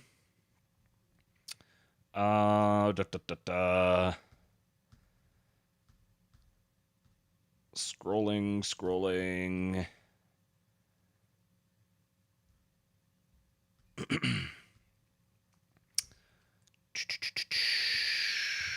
I think people probably aren't going to actually... Yeah, they've started talking about other stuff. So I'm going to have to make a unilateral decision here. And honestly, I think that we are going to watch... I think we're going to watch There Will Be Blood. I'm calling it now. There Will Be Blood. That will be our movie for Schizo Stream tonight. It actually is not a Schizo Stream, technically. It's going to be King Pilled movie night. But first, again, do you realize how back we are? RFK Jr. is putting methylene blue in his water on his flight.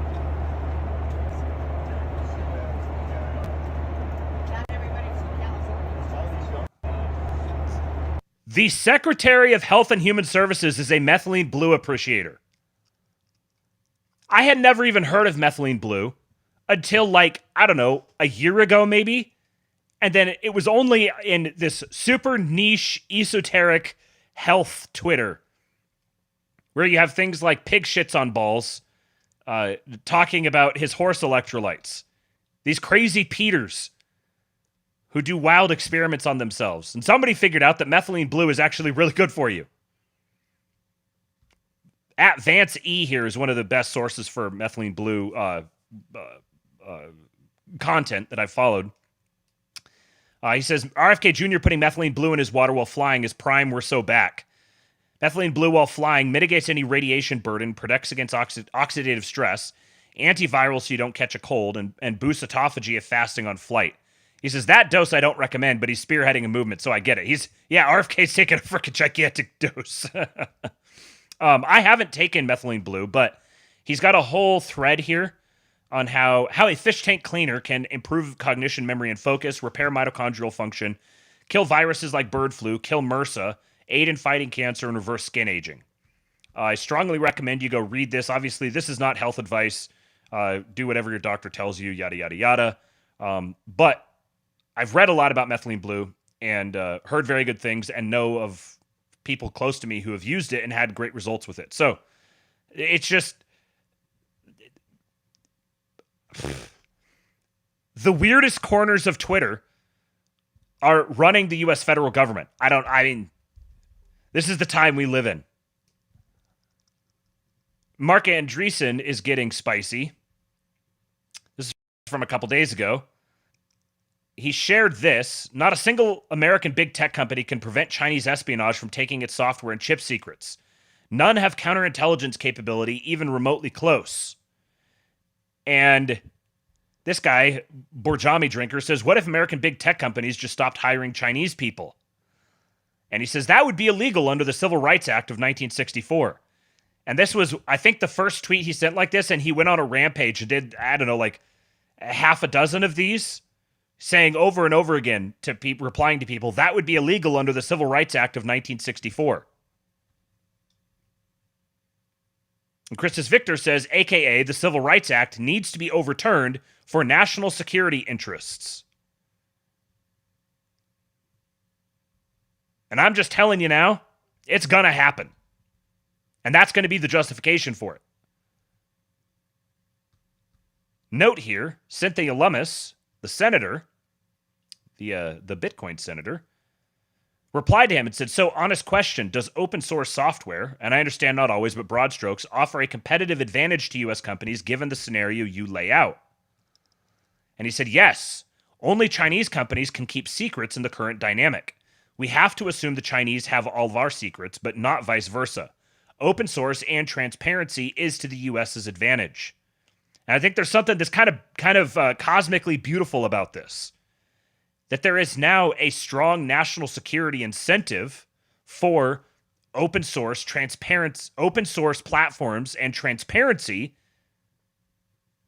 in like AI tools and a lot of this digital technology, which means like you don't necessarily have to argue for these things on like moral or ethical grounds when it's much easier to argue for them on pragmatic national security grounds. I've said for a long time that privacy is, you should not assume that you have any privacy. Privacy is a thing of the past. It doesn't exist anymore. And increasingly, it's not going to. There are ultimately going to be proposals that come out of the Trump administration, I believe, that on their face are going to sound absolutely terrifying. They're going to be like absolutely terrifying sci-fi shit. And some of it has the potential to be absolutely terrifying sci-fi shit. But I think it's useful to keep this sort of dynamic in mind, that with just the something about the trajectory of the development of technology and global events to this point, there is a very strong incentive for things like open source and transparency that actually, like, get used to being vulnerable. We have to get used to living, like I said at the top of the show, we have to get used to living with the possibility of very dangerous things being around us at all times, but living in harmony with the collective recognition of those very dangerous things. And to repeat something that I said yesterday, this is the time for wisdom and strong leaders. So if you have the gift of leadership, or you feel called to the gift of leadership, then get yourself into a position of leadership as soon as possible. We need as many strong, capable leaders of good character and moral fiber as possible. We are going to be surfing some wild waves, and we need good people to have power. As much of it and as soon as possible. Let's do a quick thread here from Paul Suda talking about art. So this guy here, Real Mike Nemesis, says, we don't need government funding for the arts, period. Paul Suda says, okay, we're doing this. Attention conservatards and libertarian tards. You are not going to beat the communists by neglecting culture. How do you think we got here? Were you asleep for the past 100 years? Oh, look, government-funded art. This is what the Statue of Liberty would look like if it were given a good old polishing. Maybe someone needs to take on this project for the 250th anniversary. Who cares what the Statue of Liberty stood for originally? We're going to redefine what it stands for. We're going to make it beautiful again. Not going to be this big, ugly green thing. Make it beautiful once again.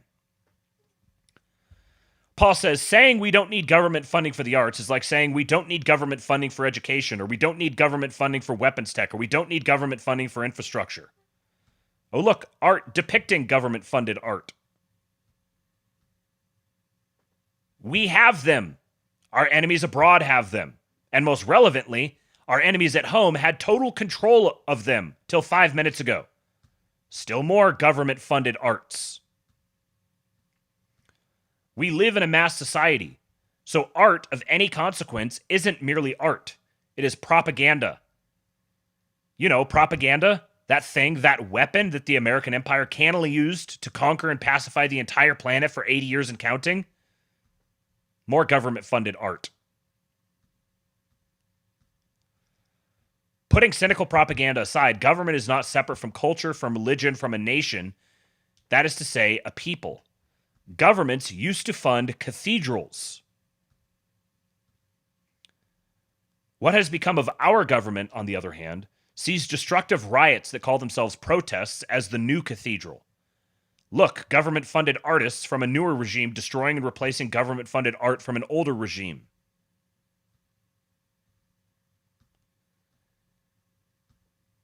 Now, at the clip that Trump and Elon and them are moving, there is a real chance that the gay commie Ancien regime truly is finished. And the conservatard libertarian tard instinct is, replace it with nothing! No. No, no, no. You fools. Not going to work. 5 generations of Americans, and foreign invaders who say they are Americans, have been trained since fetushood to worship the old regime's idols, sing its songs, clap at its entertainment, and generally take its whole aesthetic for granted. They are not going to snap out of their hypnosis merely as a result of the old regime's purse strings getting temporarily cut. It's not enough to make beautiful immortal shit for its own sake. Trump has been taking swings at doing that since way back in his private sector days, by the way. It's not enough to remove the ugly, suicidal, genocidal idols and trimmings and party favors of the old regime. The old regime must be replaced, and that includes its art. We need to make beautiful things again. And having the government fund the creation of beautiful things is a very good thing.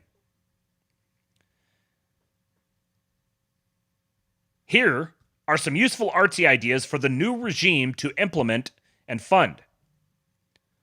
Put Steve Bannon and or Jack Posobiec in charge of NPR and PBS. Like dictator level in charge. Enjoy the chorus of libs screeching as they scamper from the studios like rats from a sinking ship. Replace them with your people. Make your enemies uncomfortable in long-form interviews. And take back mass kid indoctrination from the demons. Hire a federally funded concert orchestra made up entirely of Trump loyalist classical musicians.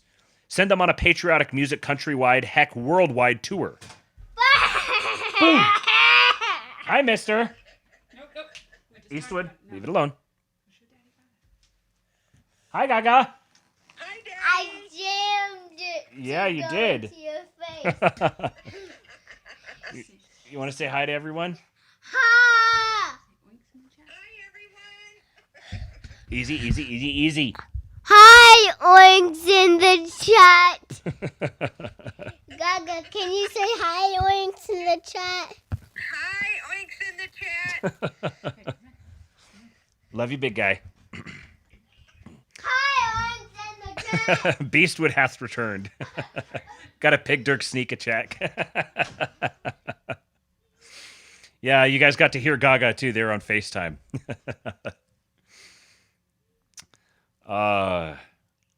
Okay. Scared the crap out of me. Cut Elon and friends a $75 billion check. They buy Activision or EA. Staff its creative C-suite with Gen Alpha autistic maniacs. Tell them to make fun games with guns and swords and hot chicks and no ugly gay commie nonsense. Investment returned. Cut Elon and friends a $10 billion check. They buy Paramount Studios, the smallest, weakest animal in that herd. Start producing movies with attractive people doing cool things. Within 10 years, they'll be rolling in enough dough to start biting library IP chunks off of other weak-ass, commie-ass, swamp witch-headed-ass, declining Hollywood studios. Hire sculptors to replace every single statue of every single great man those BLM commie demons pulled down. While we're at it, make all the statues twice as tall.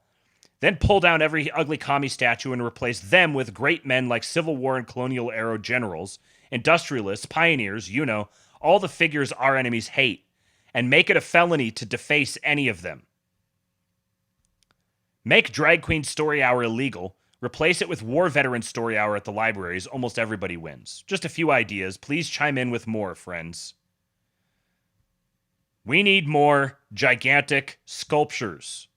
Statues. We need based movies. Based video games. Oh, and concerts, symphonies. I cannot wait for the 250th year anniversary events. It's going to be so, so good. So these are the kinds of projects, by the way, that we can start getting real froggy with. Start coming up with ideas and figuring out how to get those ideas funded. Whether getting it federally funded, government funded, like he's talking about, or even just doing these sorts of things in general, the appetite for these is going to increase. People love being patriotic, and patriotism is contagious. So the more we're heading into an age of strong nationalist patriotic spirit. It's coming. There's no way it's not. In many ways, it's already here. I played you that Cat Williams video at the beginning. In many ways, it's already here. When I say now is the time for building things in America, it includes this sort of stuff. You got to catch the spirit. This is why you can't be demoralized. This is why demoralization is such a powerful tool of America's enemies. And why art like this is so powerful and so important, because it moralizes people. It remoralizes them. It lifts their spirits. It draws their gaze up. Gives them perspective about who they are, where they exist, what time they exist in. Rob P says, join your local VFW or American Legion if you're a vet and mobilize the guys. Yes. Okay, it's 9 o'clock, so I got to get out of here. I got one last thing for you guys. I'm going to leave you with some wise advice from Father Paul Trubenbach. Take this to heart.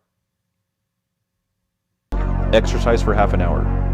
Do something that cleans or fixes or repairs or builds something that you can see. Pray for half an hour and go do something meaningful for someone else. And then I tell them, once you've done those 4 things, then go ahead, go sit on your couch and be as depressed as you want to be. And they always laugh when I say that, because they know, before even practicing it, they know, well, if I do those 4 things, I don't think I'm going to be so depressed.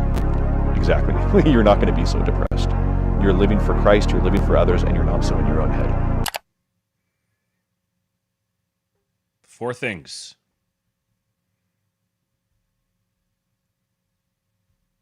Take notes.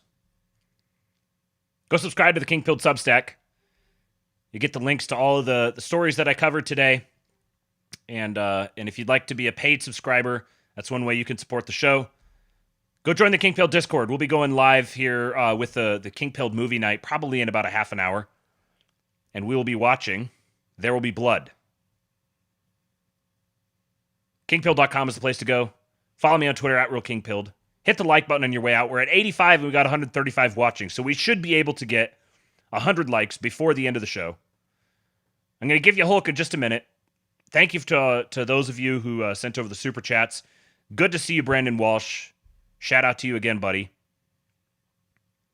And, another super chat. CG Constantine says, just a pet peeve of mine, if gaming studios receive government funding, I don't want them to sit and do nothing just to receive tax dollars. Yeah, that's fair. Definitely. Yeah, we're entering a new age. We'll talk more about this kind of stuff when I'm going to do an episode talking about sovereign tax, or the sovereign wealth fund, and what looks like is going to be the tax policy. There's a few different things that I want to tie together, and we'll get into those in some future episodes. So for now, thank you for the super chat. I'll see you guys next week. Enjoy your weekend. For those of you who are in the King Pill Discord, I'll see you guys in about a half an hour. And for now, I give you Hulk. When they took a shot at my hero, and they tried to kill the next president of the United States,